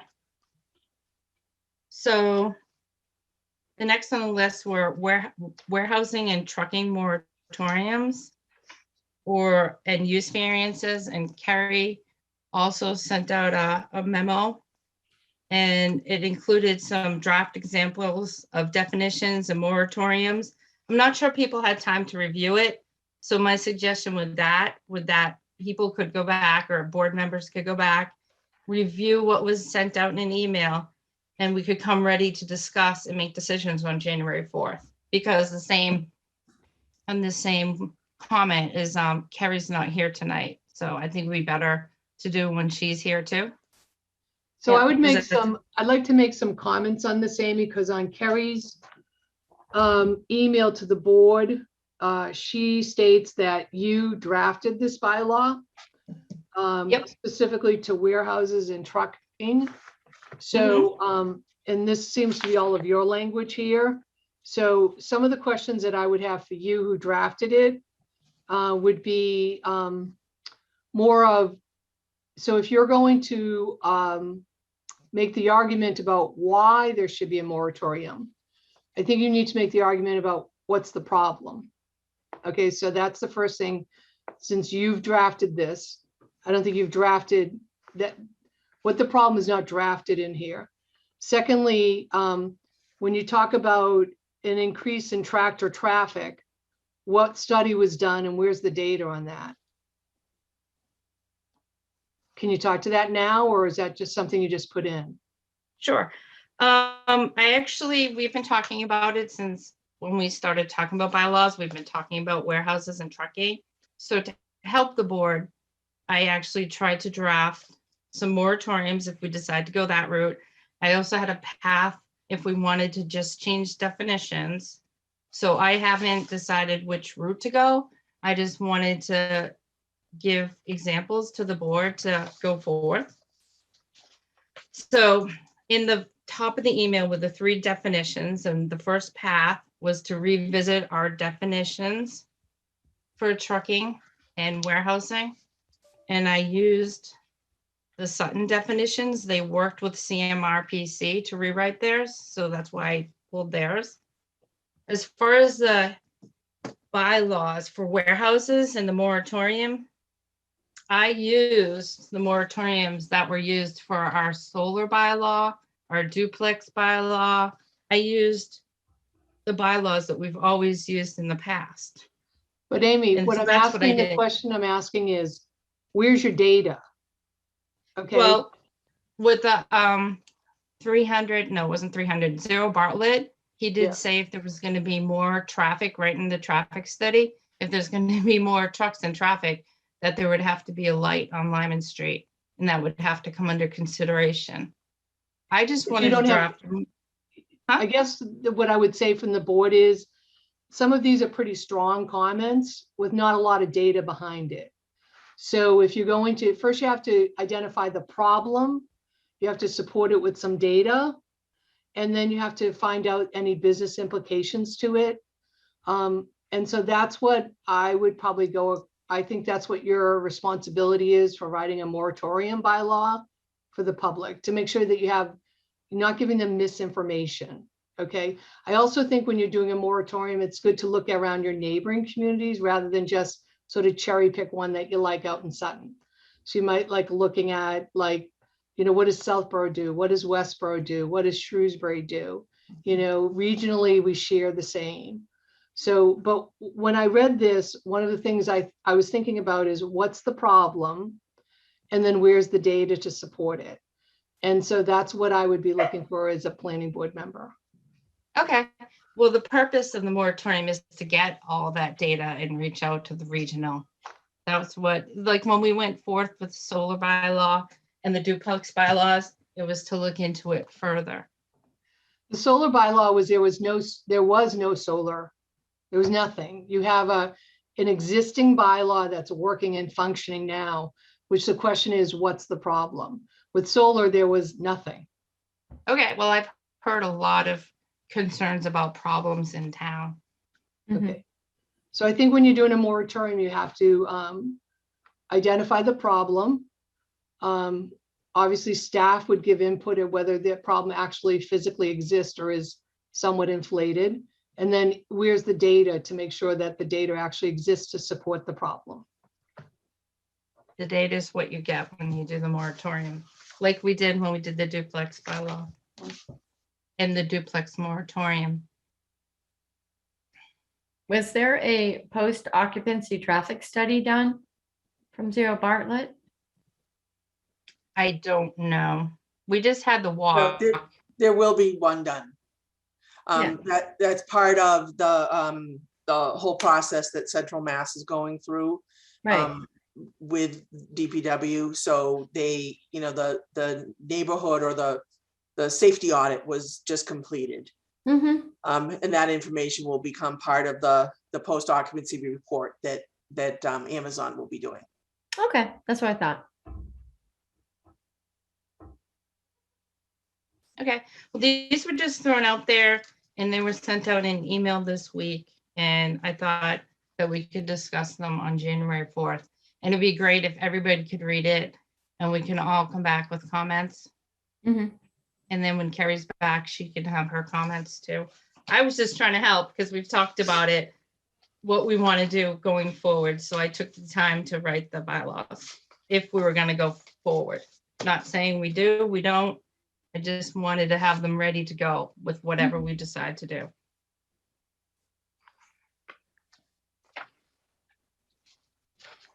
Okay. So use variances on there too. It was part of that same email. We can review for January 4th.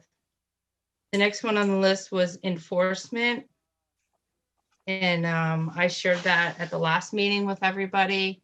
And I think Bob, you had mentioned you wanted to run it by town council. I don't know if you had a chance to do that. Okay. Maybe before January 4th. We could do that. The mute. You're gonna need to send me the criteria and the questions you want answers for. We just did an enforcement bylaw at the last town meeting. which is modeled after just about all the other towns that have an enforcement bylaw. So to be honest with you, I did not go to town council with it, and I'm going to need a refresher in terms of what information you actually need. Okay, I didn't, because we went into such detail about it last meeting. I didn't plan on speaking to it this meeting.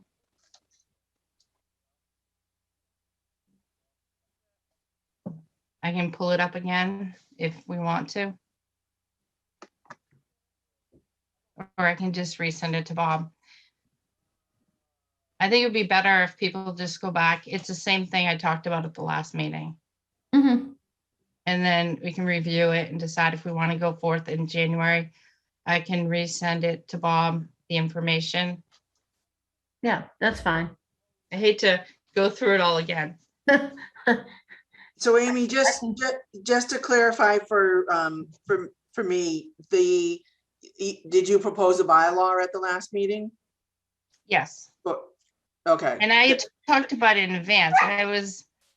It was about enforcement, and I mean, I really didn't prepare to go through it again today. But is it different than the enforcement bylaw? It is. It's adding to what Bob had. It's not changing what was added last year. Last year, we added that the fines would be 300. This was actually just giving Bob more specific language. And I can send you the link to I can try to pull it up, or I can send you the link to our last meeting in November. Yeah. I mean, I don't. If we had the minutes, I could read it too. I went through a lot of detail. Well, I mean, I can check the minutes too, but I mean, if you had language, Yep.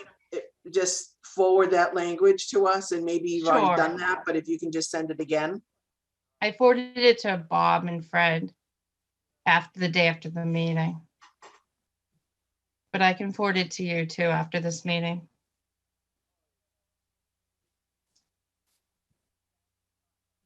So is the and I guess people will say, well, why am I asking? Because I won't be here in January. But is the intent of the board that your first meeting in January is when you'll decide which articles you want to go forward with to town meeting? That's what I was planning. Okay. Yeah, because we're running out of time. Okay. No, I just wanted to clarify that. That's all, Amy. Thank you. Yep. And after tonight's meeting, maybe tomorrow, I can send all the bylaws again that we've discussed over the past few months. That would be helpful. Yep, I can put it all in one sheet. Thank you. Yeah. I'm assuming that Amy, Carrie had listed 9 here. So you're talking about the 9 that Carrie listed in her memo to the board? Yeah. That the chair sent out? Okay. So we're just sort of going down this list. We're going down the list, yeah, to see if anybody has anything to add. I'm not going to send anything about number 9, which is the OSRD and 37 South Street and 91 Brigham, because we're going to talk about that in January. Number 8 was a staff-driven bylaw request, home occupation, fence height from Bob, flood language from Fred. Do we have anything in writing on those? I do not have any language for you yet on the floodplain bylaw, but I do have some documentation that we got late last year from the state, which I will put into a format suitable for town meeting if you like. I'll try to do that for January 4th. That'd be great, thanks. So Fred, that's specifically zoning, a zoning change? Yes. Okay. And then Bob had one about fence height. Mm-hmm. Do you think for January 4th, Bob?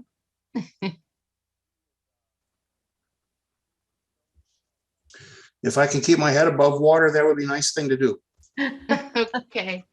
I know, I'm trying to. Okay. So number 7, I'm kind of going backwards now. If we can There go was back one to about the the staff ground. one, what's on the home occupation? It has something to do with vehicles. One of the questions we have is we currently have an allowance on home occupation of 2 commercial vehicles, but we don't have anywhere else in the zoning code where if somebody happens to be working for a company, can he take his commercial vehicle home? That's a good point. That's a good point. Okay, and Yeah. because we had a situation like that not so long ago, and I just kind of had to wing it by saying the only other reference I have is 2 vehicles, so I said, let's go with 2 vehicles and let the chips fall where they may. That was the only reasonable thing I could come up with. So, I'm going to be asking for the board to, make a call on that one. Are you recommending that they suggest to add in the home, if someone should bring home their vehicle, that's like through a company, that'd be an allowed use? Yeah, Okay. It Yeah. makes sense with the change in how the environment is anyways. yeah. I mean, a lot of these people, a lot of these, contractors and companies or whatever, they bring home a vehicle because it's safer in their employee's yard than it is in some other big giant parking lot someplace. Plus, it offers the opportunity if you're an employee to be on call 24/7. There's a whole host of reasons why people are sending company vehicles home. Exactly. And I just, we had a question about, well, how many are allowed? And I says, well, it's certainly not a whole fleet. We're thinking, 1, maybe 2. Keeping in mind that if by chance it's I hate to say it, but a landscaper with a pickup truck and a trailer, can you bring that home? That's one of the things, that's one of the questions I've been asked. So I Does think anybody have input on this right now that they'd like to add before Bob goes into detail with the bylaw?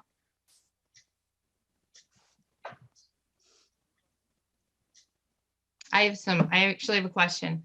So this is just for a residential home, not a home occupation you're talking about? right, because the vehicle limit is already in a home occupation. Mhm. So if you allowed one, like say someone drives for Mass Electric and they bring home their big truck, Right. and does that mean they could now have 3? But they don't really have a home office. They just, they live there and they bring their truck home. They're an employee. They don't Yeah. have a home office. They're not running a home business. Yeah. They work for the utility. The Yep. utility authorizes them to take the vehicle home. Mhm. Would that be allowed? And does the planning board want to put a weight or size limit on that vehicle? I think that would be important. That was one of the the things on the top of my head. And also, Maybe instead of just doing a weight or size limit, because maybe what you'd want to do is just allow to have 1 vehicle brought home instead of 2. But do you know what I mean? I mean, the world is just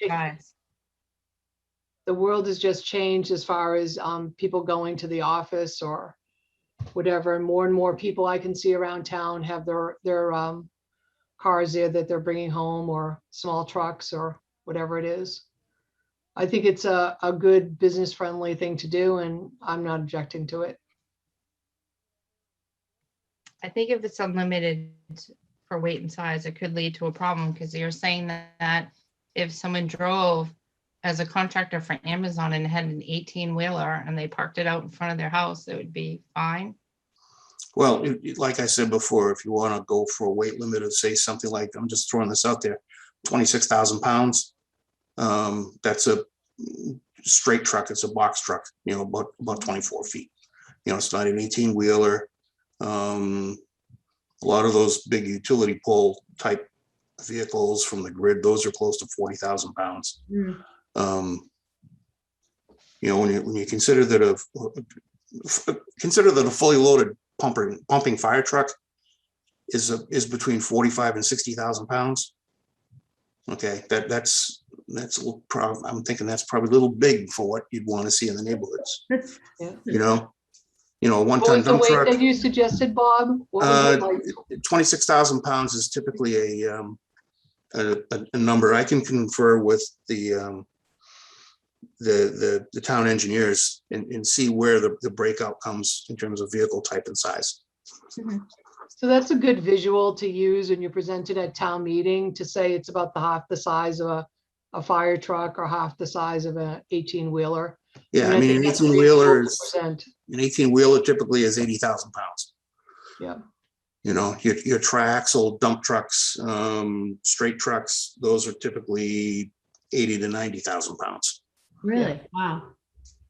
And I think a lot of it too depends on like the neighborhood and the driveway size. Like maybe a utility type truck is okay if you've got a big enough driveway and big enough yard, if you have one of them. But if you're in a small neighborhood, then it's out of place. Like, is there any part of the bylaw that talks about having the appropriate parking spot? Like, I think Well, that makes. Any parking requirement, especially for residential, is required to have off-street parking. Okay, it does not have to be on a paved surface in residentials. Oh, so it could be off street, so like their side yard. Right. Okay. I guess that's something for everybody to think about for January 4th, but I thank you for the visual too. What, 40,000 pounds, 80,000 pounds, 26,000 pounds. Mhm. And there's no way to say it has to be parked on a paved driveway. There is no requirement for a paved driveway in a residential setting in Northborough. So if you want to build $1 million house and want a gravel driveway, technically you can do that. But if we're allowing a large truck to be parked in someone's yard, can you make it part of the bylaw that it does have to be parked? I think On a that's gonna be burdensome. I don't know. Could you're saying then, Bob, that it could also be basically on the road front? No, Oh, it can't be. residential parking needs to be off-street. Off street. Okay. I thought you said on street. I was like, oh, boy. It's off street. It could be a gravel part. Some Yeah. people use crushed stone or whatever. Right? Yep. Just to give you some perspective on this, you know, and not to make this overly complicated. You know, I certainly understand, you know, like Bob said, he's received some questions lately. But in all honesty, I only recall one time so far that a neighbor complained about another neighbor bringing home the guy worked for Coca-Cola. And so what do they call box Mhm. Yeah. trucks? It's a box truck. Okay. So it was that size, and you know, the guy had been doing it for years, and it was determined that it was fine, that he could do that. It's a registered vehicle. You know, you can have registered vehicles on your property. Mhm. And so it was, you know, it was explained to the neighbor, and you know, that was the end of it. So I'm just saying how it's not, you know, it's not a frequent occurrence. Mhm. And I understand where Bob wants to put some regulations on it so that it doesn't, you know, sort of, you know, run away or get away from us, but don't overcomplicate this. It's not, you know. I'm wondering, is it better just to leave it as it is? If we're not getting complaints, and if I don't know, do you think you just leave it? Well, it's not that we're getting complaints. We had an inquiry, Yeah. you know, in terms of what is allowed. You know, when you get a Yeah. lot of people who want to do the right thing, and I did not have an answer to give them. Mhm. And that's all I'm really looking for, is an answer to give somebody who's asking a question. Mm-hmm. So do you want more of an answer? Like, does there have to be a bylaw written? I guess there has to be, so you can uphold it. You can go into the use statements at the beginning of not even in the table. Right under the section that says unregistered, unroadworthy vehicles need to be not on the lot or behind some sort of fence or a covering. You can just, it's a one line, commercial vehicles less than 26,000 GVW are allowed, provided they're parked off street, limit one per lot or something like that. We can wordsmith it later. Okay, That's all you'd really need to do. okay, thank you. So we can all think about that for January 4th, because we have a lot of homework over the holidays. The next one on my list was the Groundwater Committee one that I've been talking about for a while.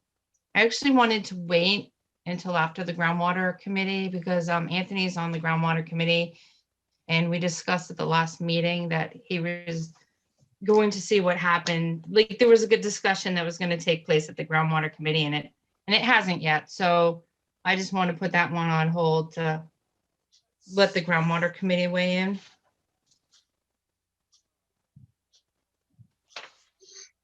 And going backwards, I'm up to commercial, which I talked about, and enforcement. Okay.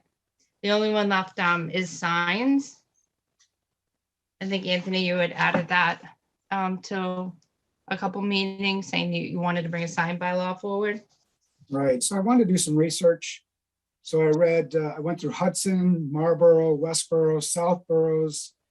I haven't gotten through Shrewsbury's yet, but I also noticed along the way, Wellesley, Concord, Weston, all have prohibited internally lit signs on their downtowns and main streets.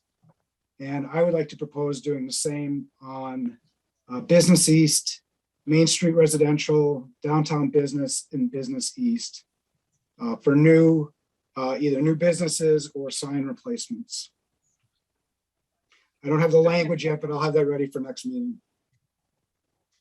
So basically, anybody who has one now would be able to keep it. Correct. And when you say new, do you mean like replacement new or just a redesign lettering? I don't know. I haven't thought about that, but I guess I was thinking if they're going to replace a sign, update it, that you would update it to an externally lit sign. Okay. Okay. Bob, If did you you want to give feedback on that? I noticed that you didn't sort of agree with that. Yeah, there's already a clause in the current sign bylaw. If you are replacing damaged or faded signs, no permits are required. So if you want to switch from a internally illuminated and it's required to be externally illuminated, you've got a lot more writing in the sign bylaw than just making a few comments. Good feedback. And if I can just add in, Millie, to reiterate what you just said, the existing signs would be grandfathered because our sign bylaw is in the zoning bylaw. Some towns have their sign bylaw outside of the zoning bylaw, so therefore there isn't any grandfathering. But in Northborough and in many towns, it's in the zoning bylaw. So so if something like this were, Anthony, if you talked about all the business districts, or I missed which ones you talked about. Business East, Main Street Residential, Downtown, and Business West. So those, any sign that's in those districts today would be grandfathered. So this would really apply to all new signs. And like Bob said, the relettering of a sign is not considered a new sign the way our present bylaw is written. So, there's a couple more components to this if you were going to propose something. So just to be aware of that. Okay, got it. Thank you. Is there any way to find out how many signs that would actually be that are grandfathered?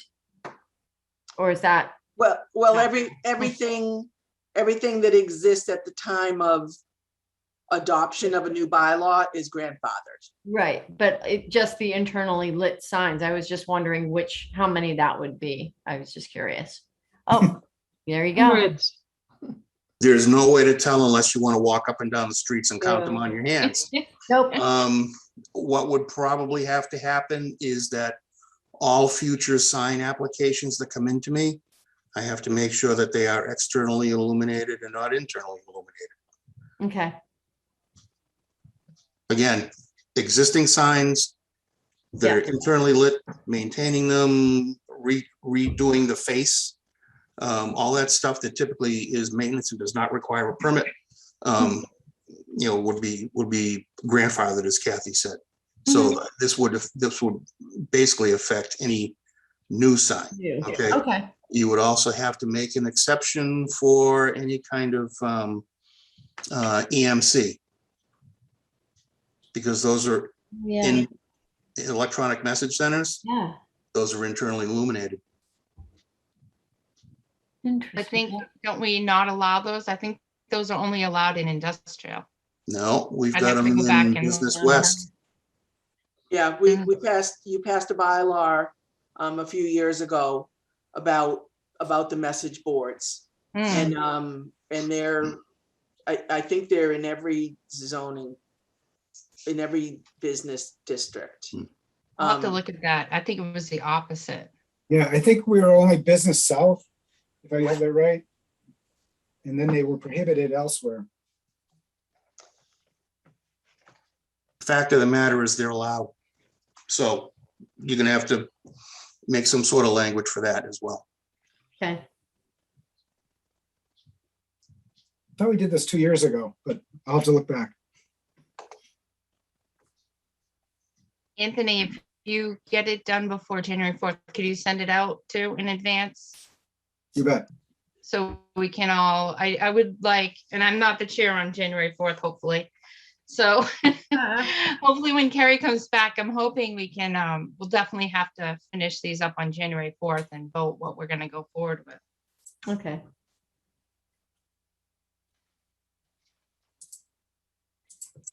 And I think that's all. Amy, you Bylaws. removed your contractor's yard issue? Huh? You removed your wanting to do address contractors' yards? I don't think that was ever on the list. That was Yeah, last you had year. been discussing it, but No, you that don't was want last year. It wasn't this year, that we went through that whole thing last year. Mm-hmm. you're not gonna adjust that. Okay. Okay, let me see, I had to bring out those. Next on the agenda are consideration of minutes, and I don't think we received any. No, Melanie did complete them, but I didn't send them out. I just got back into the office yesterday. So, so you'll have them for your next meeting. Okay, Okay. All right, the next on the list is planning board rules and regulations, and that actually went back to talking about when we're gonna get materials for our next meeting. And we had talked about, Kathy, you had mentioned you were gonna put it at the top of a form for an application. Yeah, we're gonna add it to the application forms. Yep. Yeah, has that been done? Do you know? No, Okay. And also you had sent out a list today with next year's meeting dates, when the applications are due, and that's just due to the town. I would like to consider adding another column when all the materials are due, like the latest materials before the meeting. Because I think that will tell the applicant we want every single, all the materials the week before the meeting. I just want to pull it up. well, the only thing that I would say to that, Amy, is that it's a very simple calendar that we have found to be really successful about when people need to file it by. And Yeah. then, and that answers and saves us as staff a whole set of questions. We just continually refer people to that list, to the calendar. Yep. And then I think to add another column that says, that maybe, like, just as an example, the application is due January 1st. And then we add another column that say, material is due January 15th. It's like, well, what are they going to follow? I think it's much more effective if we add it to the application forms. And that it's just something that that we reiterate in all of our development review meetings, which we hold, you know, practically on a weekly basis with applicants, you know, and we just keep reiterating it that way. I just found online, there was a graphic used where it said last day for new materials for January 1st meeting. And then it said last day for ongoing materials for the January 1st meeting would be a week before, just so it's out there in black and white for the applicants to know. I know I've been on the board for 7 years, and for 7 years, we've been talking about getting the application materials 5 to 7 days in advance, and we're still talking about it 7 years later. So I just wanted to find a final solution to get it to work. Amy, I think the calendar that Kathy put out was for the applicants to submit their application to get before the boards in terms of advertising. And that is when all the application information is due in. The issue that we've been having with people submitting stuff within a week of a meeting or less is when there's follow-up information that's required once a public hearing's been open. And that's a whole different thing, as Kathy was describing. That's where the problem lies, where the applicant says his engineer has been busy and blah, blah, blah.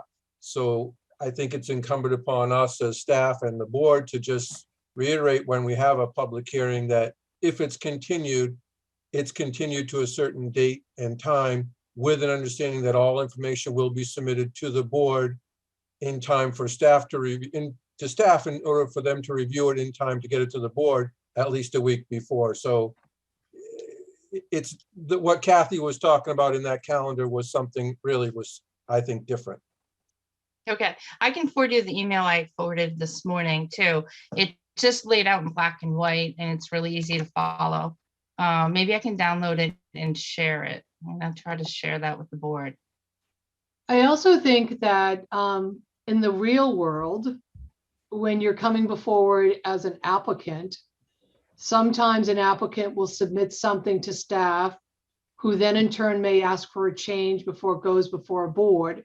And so I think in reality, the board needs to be somewhat flexible and reasonable because there's back and forth with staff to get everything to you that can be presented. So someone may have sent something to Fred and Fred goes, that's great, but it's missing this. Okay, I'll get you this, or my engineer. So there's got to be, it's not black and white, Amy. You know, if you're working in the business community, you got to be a little more flexible and reasonable and business friendly to work with them. And so in situations when, like Fred said, the applicant has already submitted everything, we may be in certain situations where they're going back and forth with staff and they're trying to get it, you know, so it can't always be one hard date. Otherwise, you're just going to be delaying and delaying and delaying. And the planning board is going to be looking as the board that kicks the can down the road. So I think you need to be somewhat reasonable in the sense of in these situations that Fred mentioned, where you could ask the applicant, do your best to get it before 7 days, but they may need some flexibility as they work with their engineers. That's the reality of the world that we're in. Right, but the reality of the planning board and other boards is also that we have lives during the day too. So to be getting application materials at 4 o'clock for a 6 o'clock meeting is very difficult. How do we make a real clear decision if we're not able to read it in advance of the meeting? And in that point, we just continue still anyways. So this form just, excuse me, Michelle, I'm still talking. Excuse me. But the form says application for new materials. And then a week before, it's an application for any ongoing materials that's been back and forth. So it's clear. So it's not difficult to say to the applicant the day of the meeting, well, you're just getting the materials now, so we have to continue it. It actually says if it's not a week in advance, that they understand. And that maybe they'll meet the deadlines and it will be helpful for the staff. I'm not trying to be unreasonable, but I think it's somewhat exaggerated what you're just saying. I don't find that all the time. I just think the board needs to be a little bit more reasonable and cooperative and understand that in reality, situations like happen that you might not get it till the day before or 2 days before. That's I don't all mind I'm 2 days before, suggesting. but for the majority of the meetings lately, it's been 4 o'clock, and I can go back, but I won't, but that's all I'm trying to say. I sent it out to everybody today, and I'll forward it to everybody again.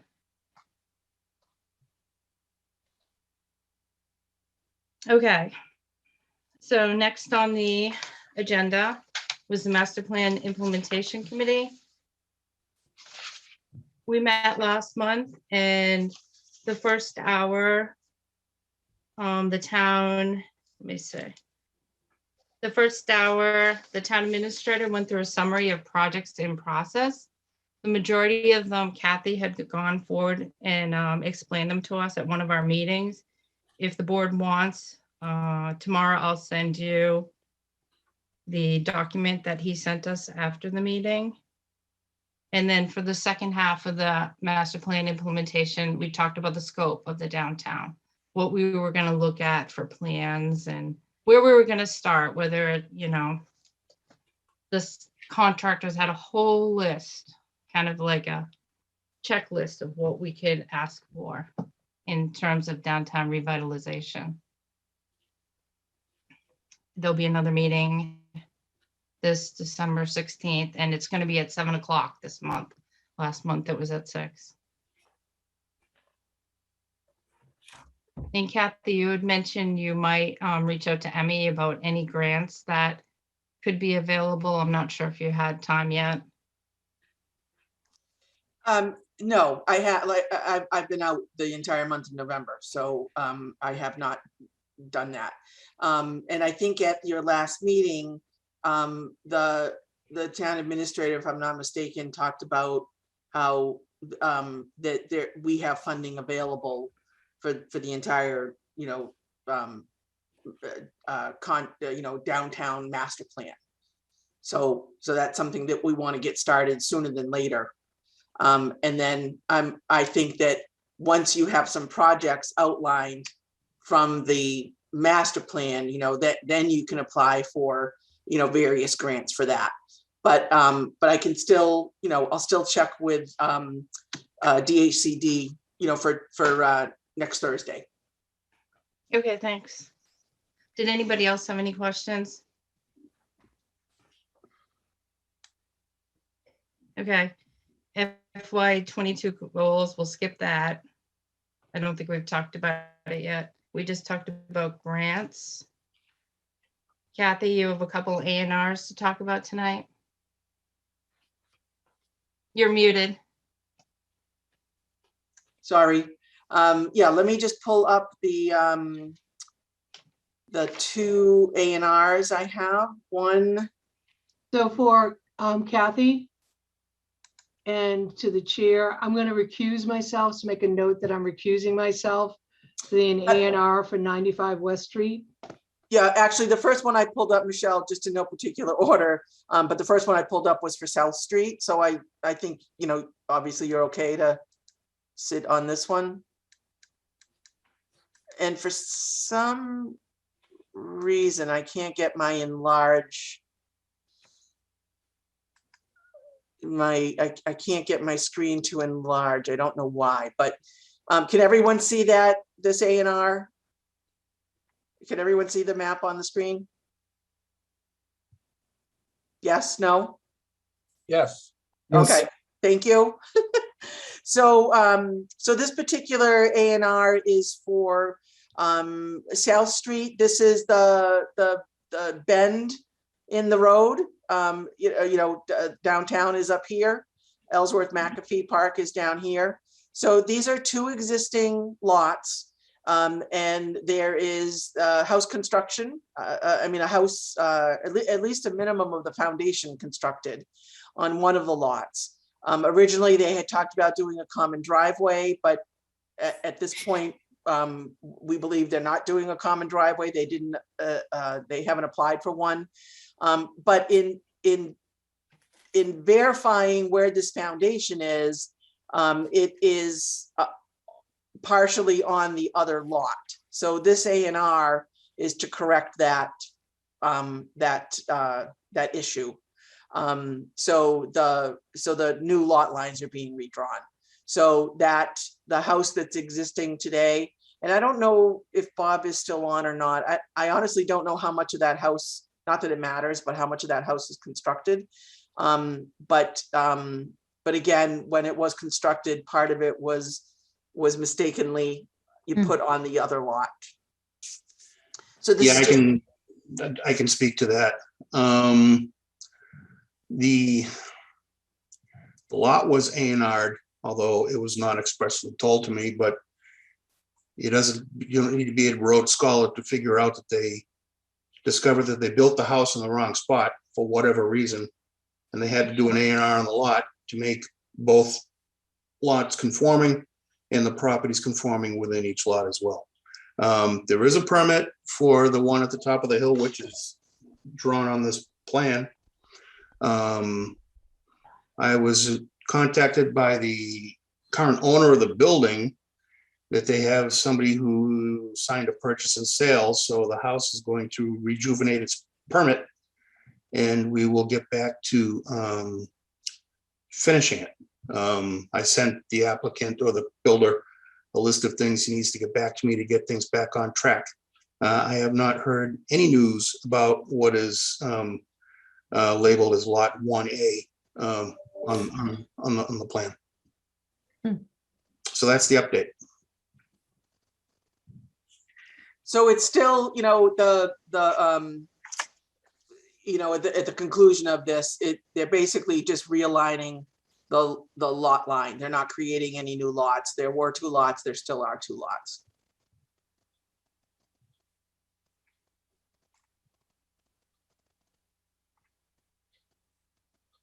That's correct. Yeah. And So the lot 1A is still, if wanted to be a buildable lot? It is still a buildable lot. Okay. but presently no house or foundation or anything on that, Millie. Mm-hmm. Yep. Does it look like the common driveway will have to change? Like, They don't have a common driveway, Amy. They didn't okay. they didn't pursue building a common driveway. Oh, so that bump out is the turnaround up top. It's not like a stub. Oh, On the driveway, I'm looking at the driveway as it goes up. That's correct. To the All that house. driveway, Oh, all that yeah. driveway is for lot 2. Yeah. mhm. Okay.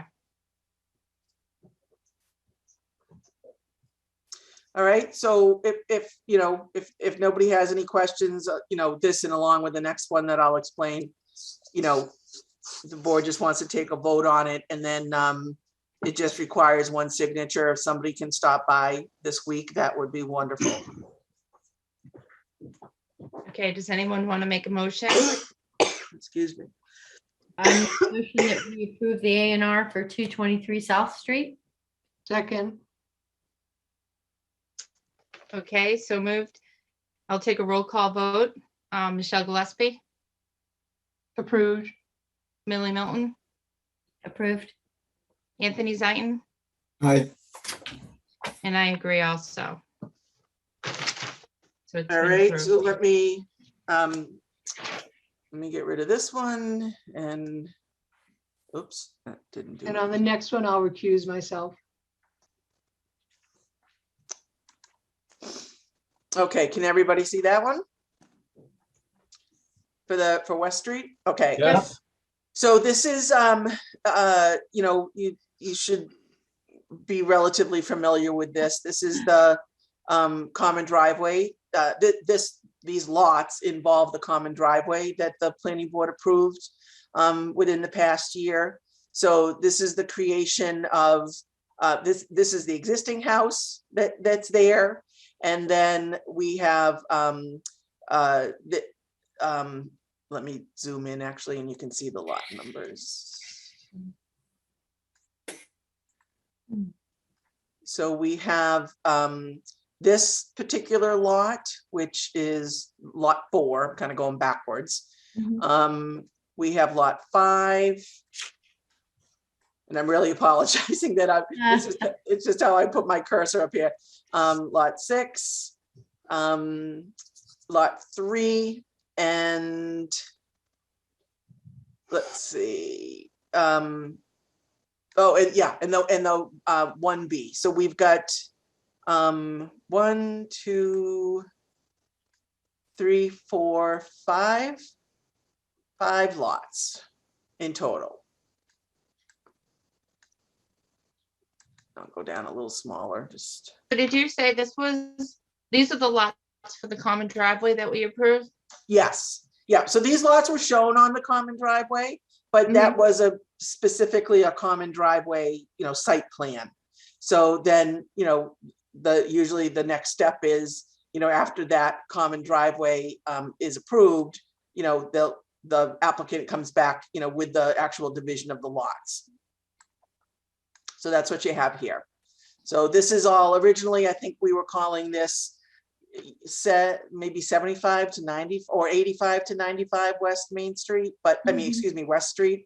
But this is on, if people are familiar with it, this is West Street, this is Cherry. Excuse me, Cherry's down here. This is one of the North Road Trails system over here. Okay.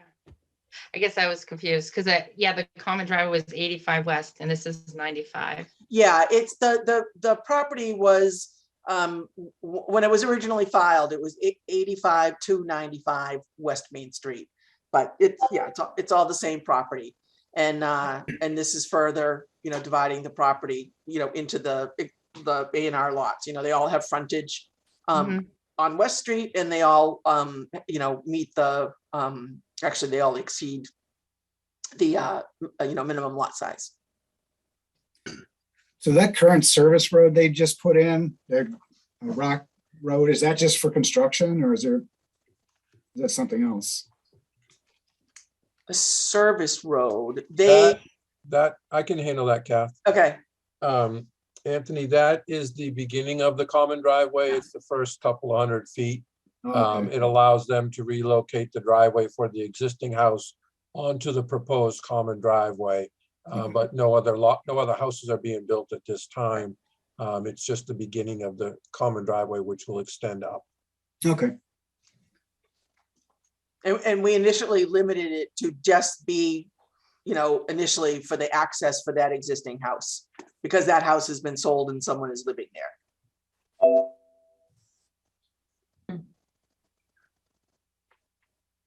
Okay. I can't We have a motion? remember, will that lot 1B or 1A, do they have access onto the road or are they coming off the common drive? The lot, there is this lot that has its own access, which is just one lot over here. And that was sold separately, I believe. And that is coming off of West Street, but these will all be accessed by the common driveway. Okay. All right. Actually, I believe it's 1A is the existing house will come off the proposed common driveway. And then then lot 3 will come off the proposed common driveway, and 4, 5, and 6. 1B is the one that has its own access because they have driveway opening beyond the wetland area out onto West Street. Okay. Interesting. Oh, okay. I was thinking okay, thanks, Fred. I was thinking that this lot was further up here, but No, it's there. yeah, so again, it's a 5 lot, which is the max that's allowed, is 5 Yeah. lots. So it's 5 lots. Okay. Okay, any more questions? Do I have a motion? I make a motion to accept the A&R for 95 West Street. Second. Okay, it's been moved in second. I'll take a roll call vote. Millie, Approved. Anthony, Aye. and Amy's an aye, and Carrie and Michelle aren't here, so.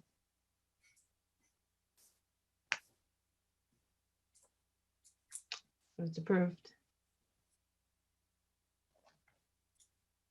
Okay, so next on the agenda, and who wants to sign these? I can come down and sign them. Or did you say you were gonna, Millie? Either way, I can go in and sign. either way. Yeah. Okay, if you don't mind. Okay, so we'll have him on the calendar, Millie, whenever, you know the drill. I know the drill. Okay, thank you. Next on the agenda is subcommittee updates. Does anybody have any updates? Actually, I believe you skipped over Newton Street.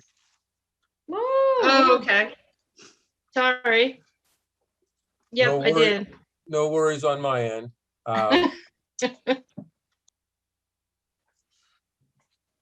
Sure, if you want to go through that for us, that'd be great. There we go.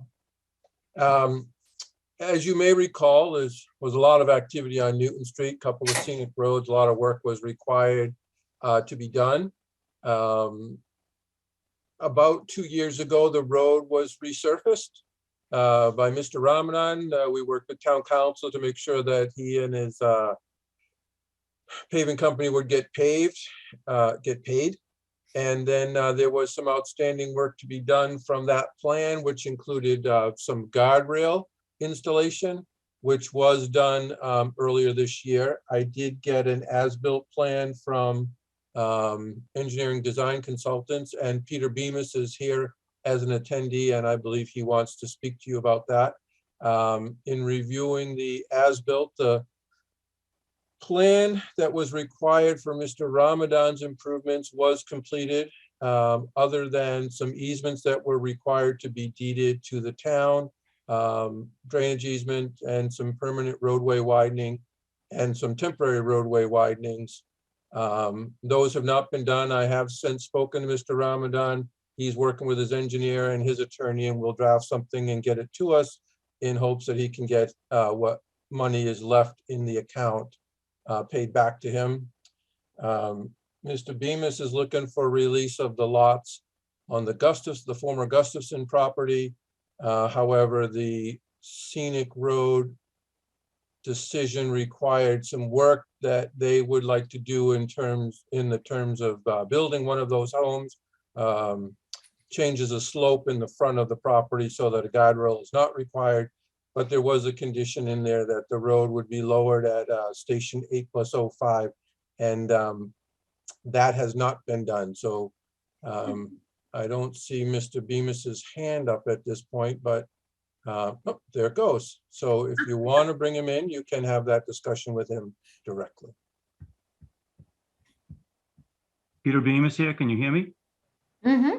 Great, thank you. Okay, so if some board members will recall, March of 2016 is when we had submitted our scenic road plan on behalf of the 7th group that had this property under agreement with the Gustafsons. This is the land on the east side of Newton Street. We did, in response to deliberations with the board, prepare a 3-sheet plan set in April. So again, in March, we did our scenic road plan, but in April, in response to those deliberations, the same driveway openings with basically 80 feet of wall affected area. No trees, no street trees or scenic trees were ever affected by the proposal. And in that plan, we did suggest a lowering of the road could be achieved to 328.8.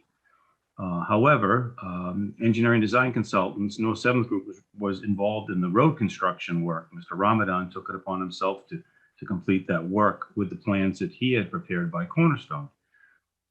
Cornerstone's as-built did show 329.64, or essentially 9.6 inches higher than what we had suggested the road could be lowered to. The road was lowered some 3+ feet, but they did not get to the grade that we had suggested they could, nor do I see the ability to do that any longer. The road was built. We had no involvement with it.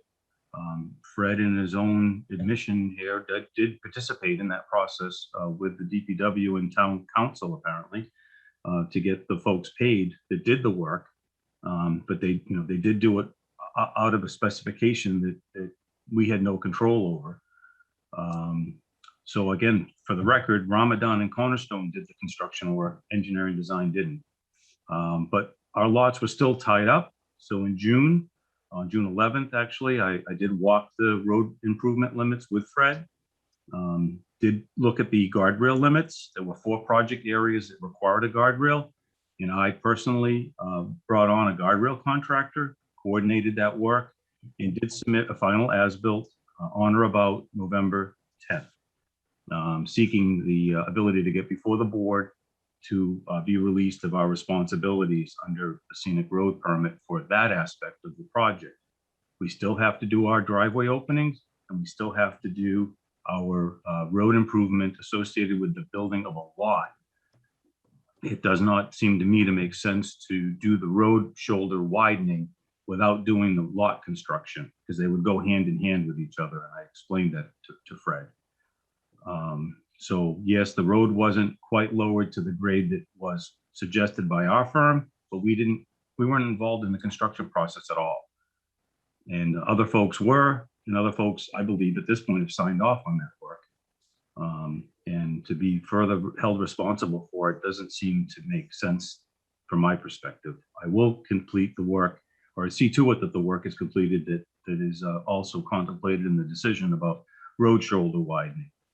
And then complying with the 80 feet of wall, scenic road that is affected by each driveway, because there are 4 driveways, of which one has been built, but has a barrier across it until the board sees fit to sign off on that.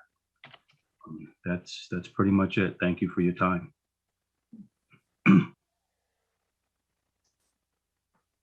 Okay, so Fred, is he asking for a bond reduction? Is that what this is, or we're just getting an update? Well, I have a difference of opinion than Mr. Yep. Bemis. As I recall, Mr. Ramadan's scenic road permit was issued a few years before the engineering design consultant's plan for the Gustafson property. And at the time we were reviewing the Gustafson property scenic road permit, the applicants came to an agreement and said they would work together. And one of the conditions of the scenic road permit for the Gustafson property was that the roadway would be lowered. And they agreed to work together on that and to see that it happened.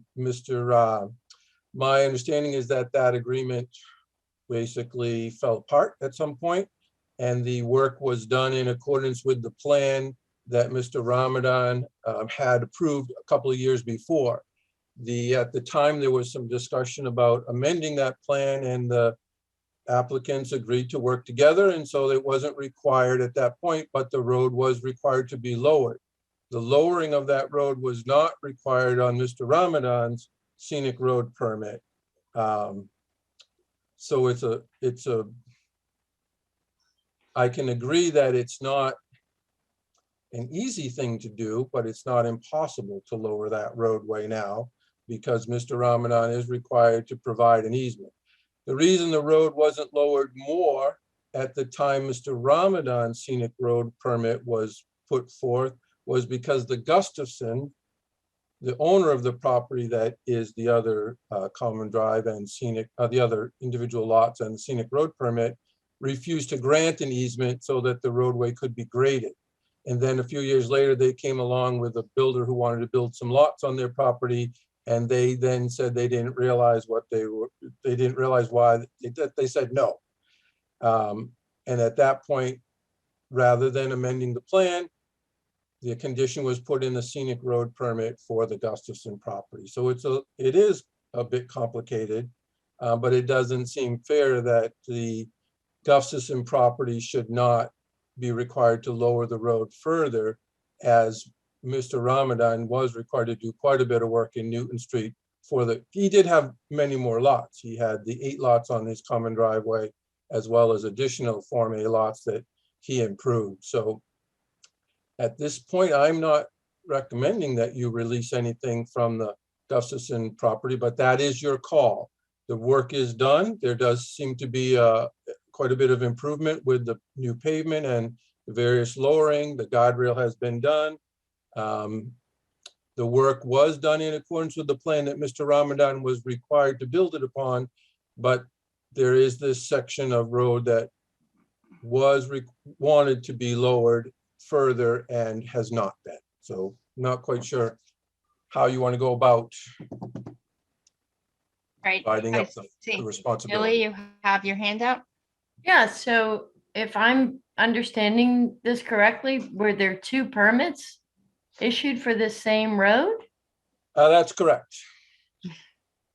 The initially, all the property on the northerly side of Newton Street was owned by Mr. Ramadan, and he was required to make improvements on the street.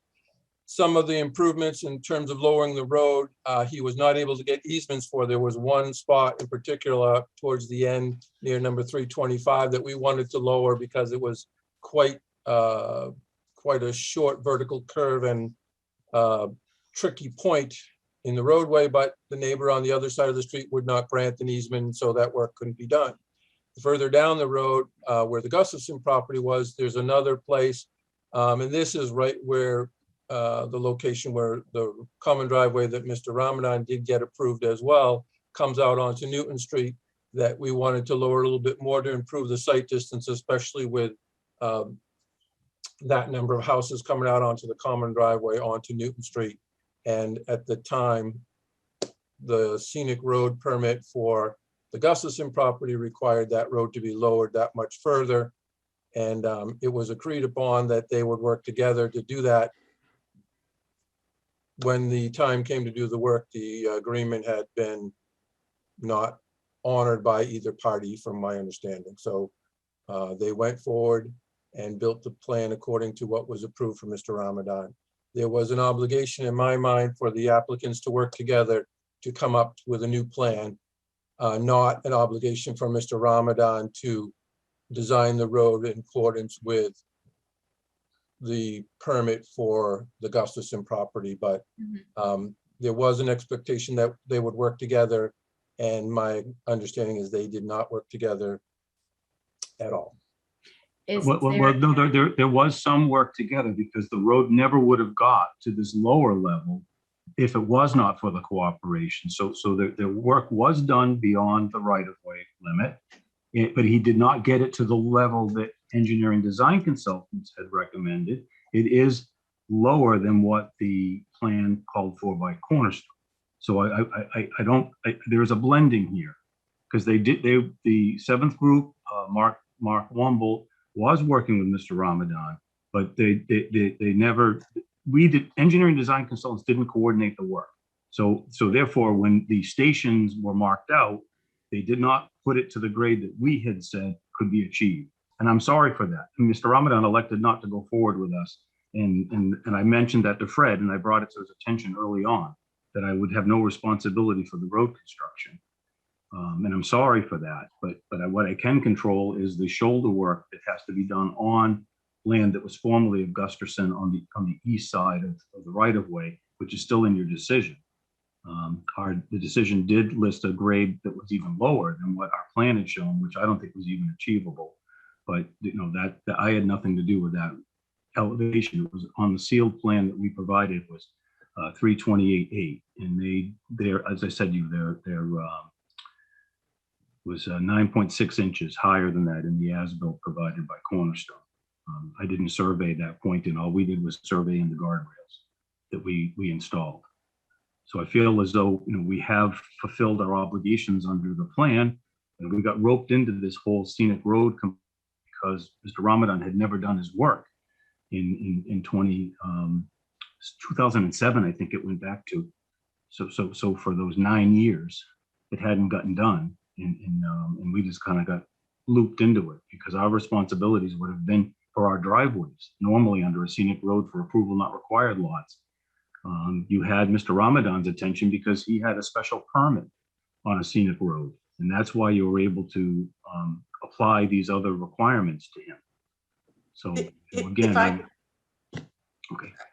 I'll stop speaking.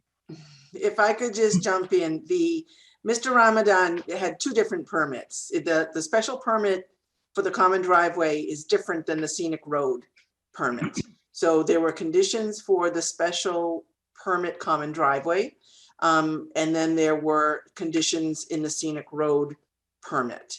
And then also that I don't think that this developer was that roped into anything. He wants to develop on a scenic road, and you have a scenic road process. And a public hearing was held. The scenic road decision was written by the board. And I think it is important to note, or to remind everybody, you know, that this has been well over 10 years that this argument continues to happen. And I think as our town engineer stated, you know, it may not be the easiest thing to accomplish at this point, but you know, that's not in our control either. We're not out there constructing the road. You know, there's two developers out there. And I think it's very important for the board to uphold their decision. Mhm. I mean, in all instances, but in this particular instance, this has been a very long process, and to be this close to finally finishing, you know, both scenic road permits. I don't think a case has been made as to why those conditions shouldn't be fulfilled. Mhm. I agree. I Well, was I'm part of going to it. say that then for this evening, I would ask you for your decision in writing, because you had counsel involved in this the last time I was involved. That's why I went ahead and got the guardrails done, because I expected that we would have fulfilled the obligations under the permit. You know, and unfortunately, I'm tied to a project that I really don't want to have any involvement with, but I am. So at this point, I would ask for your decision in writing, because I'm going to then pass it along to council and have them respond. So And if you just would, to please. Thank you. just to remind the board about that too, the behind the scenes, you know, which happens every day. I mean, that's what we do as staff. But our town council, our legal counsel, has had several conversations with Mr. Wombolt's attorney, and Mr. Wombolt's attorney understands that what the conditions of the scenic road are. So, I mean, not an issue to put, you know, a vote that you take tonight in writing. I mean, that's, you know, you always do that. We follow it up with a letter. So, I mean, that's not an issue, but there have been ongoing discussions between town council and Mr. Wombolt's attorney, and you know, they have concluded, and with the conclusion that this scenic road is a valid scenic road permit.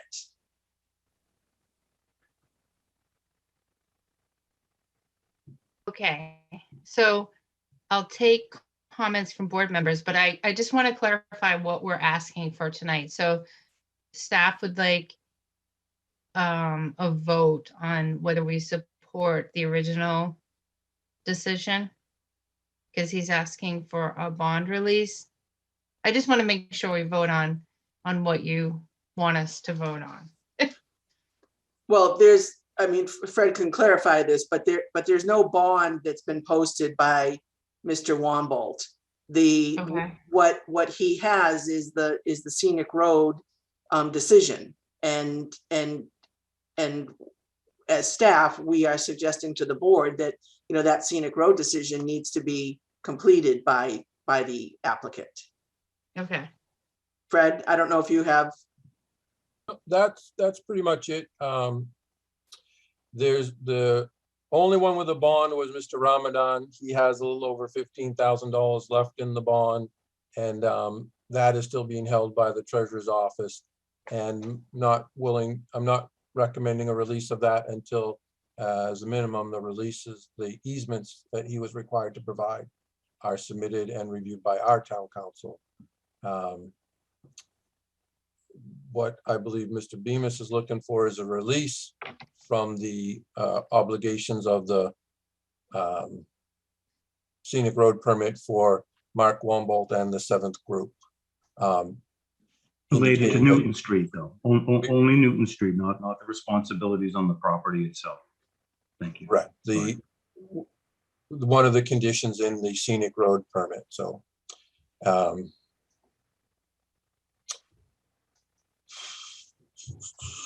Okay. I'm not quite Is sure there what you're looking for from me to give you this.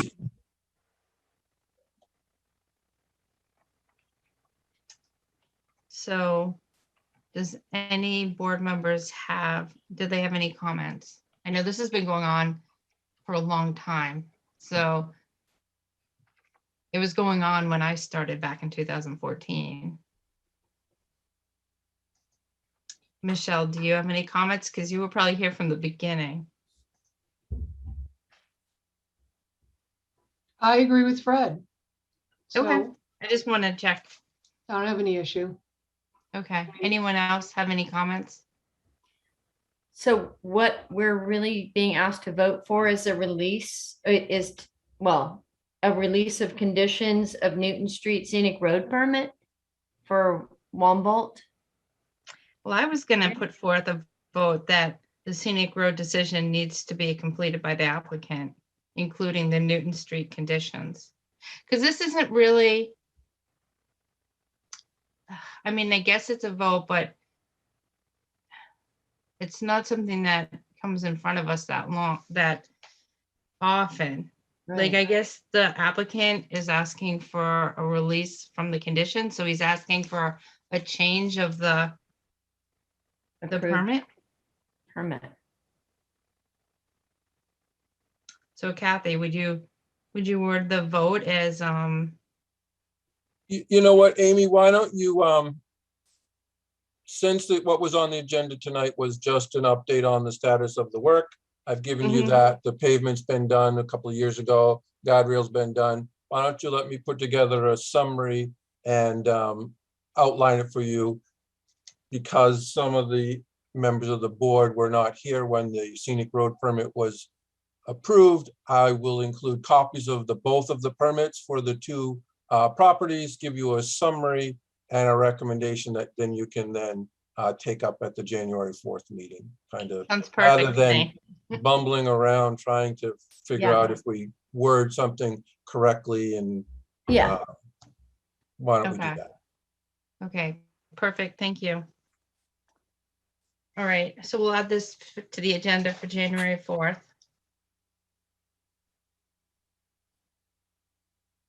Does Thank you. anybody else have, there's subcommittee updates next on the agenda. CPC met. Okay, do you have any updates? We just basically went over some of the fiscal state of affairs for our applications and a quick rundown of each applicant. But what I can do is maybe, I know we're going to have a lot on January 6th, but give a pretty concise and brief overview of what those would entail. Okay, thank you. Or even if Yeah. you just send it out. Can we Sure, do I it can that do way? that. Yeah. And then if anybody has any questions on it, we can talk about them on Yeah. January 4th. Yep.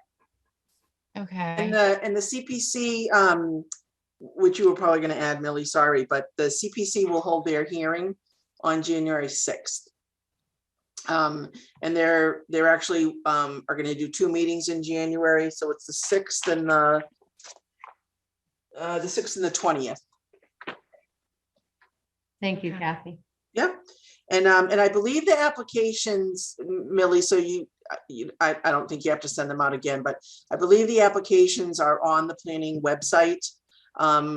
They're all posted there, and I'll double check that tomorrow to see if they are. If not, Millie, whether you want to forward it or I can just send them out to the board if the board's interested in all the applications. Okay. Some of them are pretty long. I'd be interested if you don't mind forwarding it. No.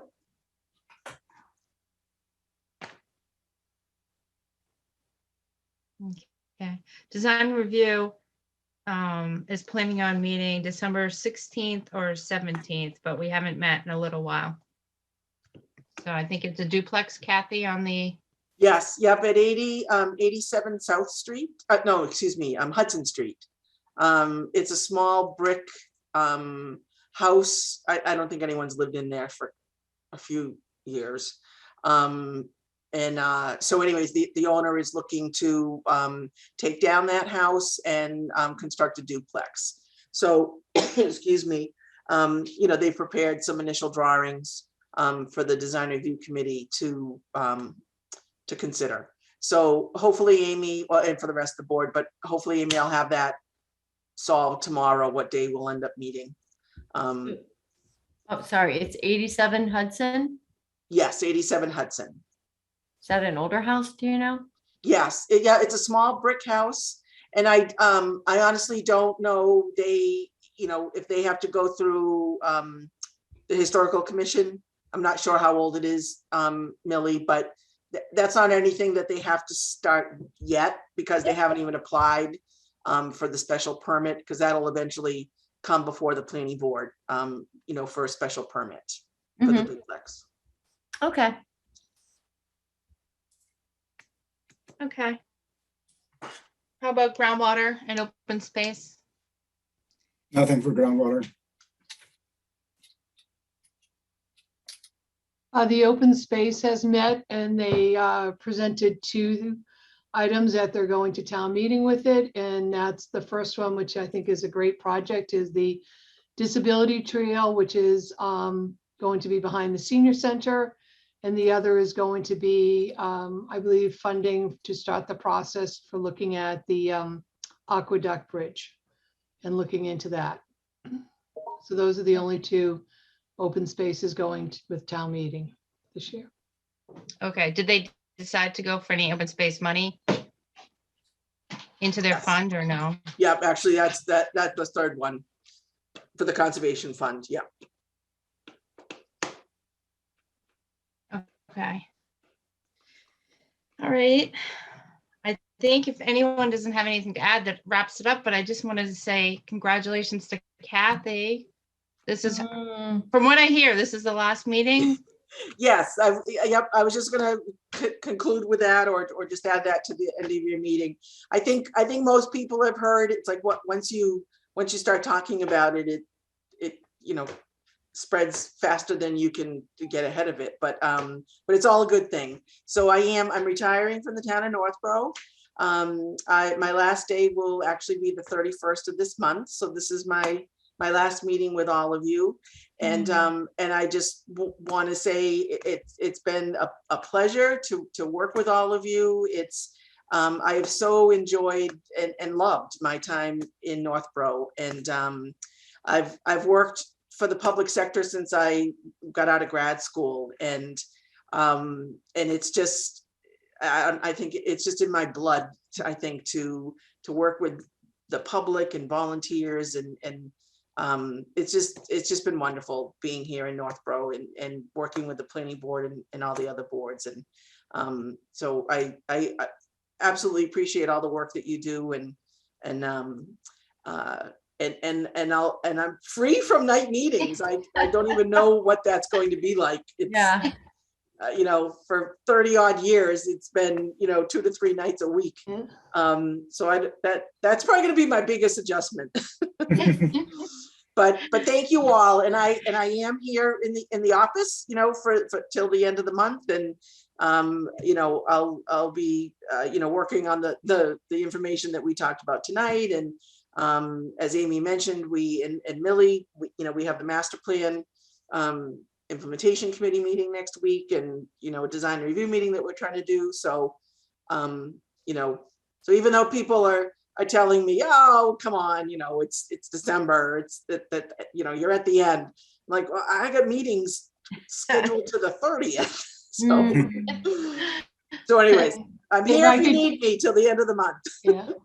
And if I could just go on record, I know Kathy's been working for the town for 37 years, and she is truly admired throughout the state of Massachusetts as a town planner. And it's a huge loss to the town of Northborough, but you've worked hard and you certainly deserve this. Yeah. And I would just say she's on the same level as John Kadir for his fiscal responsibility throughout the state. People truly admire Kathy and what she's done. And, you will be missed. You will certainly be missed. Thank you. Thank you for all that you've done. Thank you, Kathy. You All are the best. enough. It's hard to believe it won't be the same.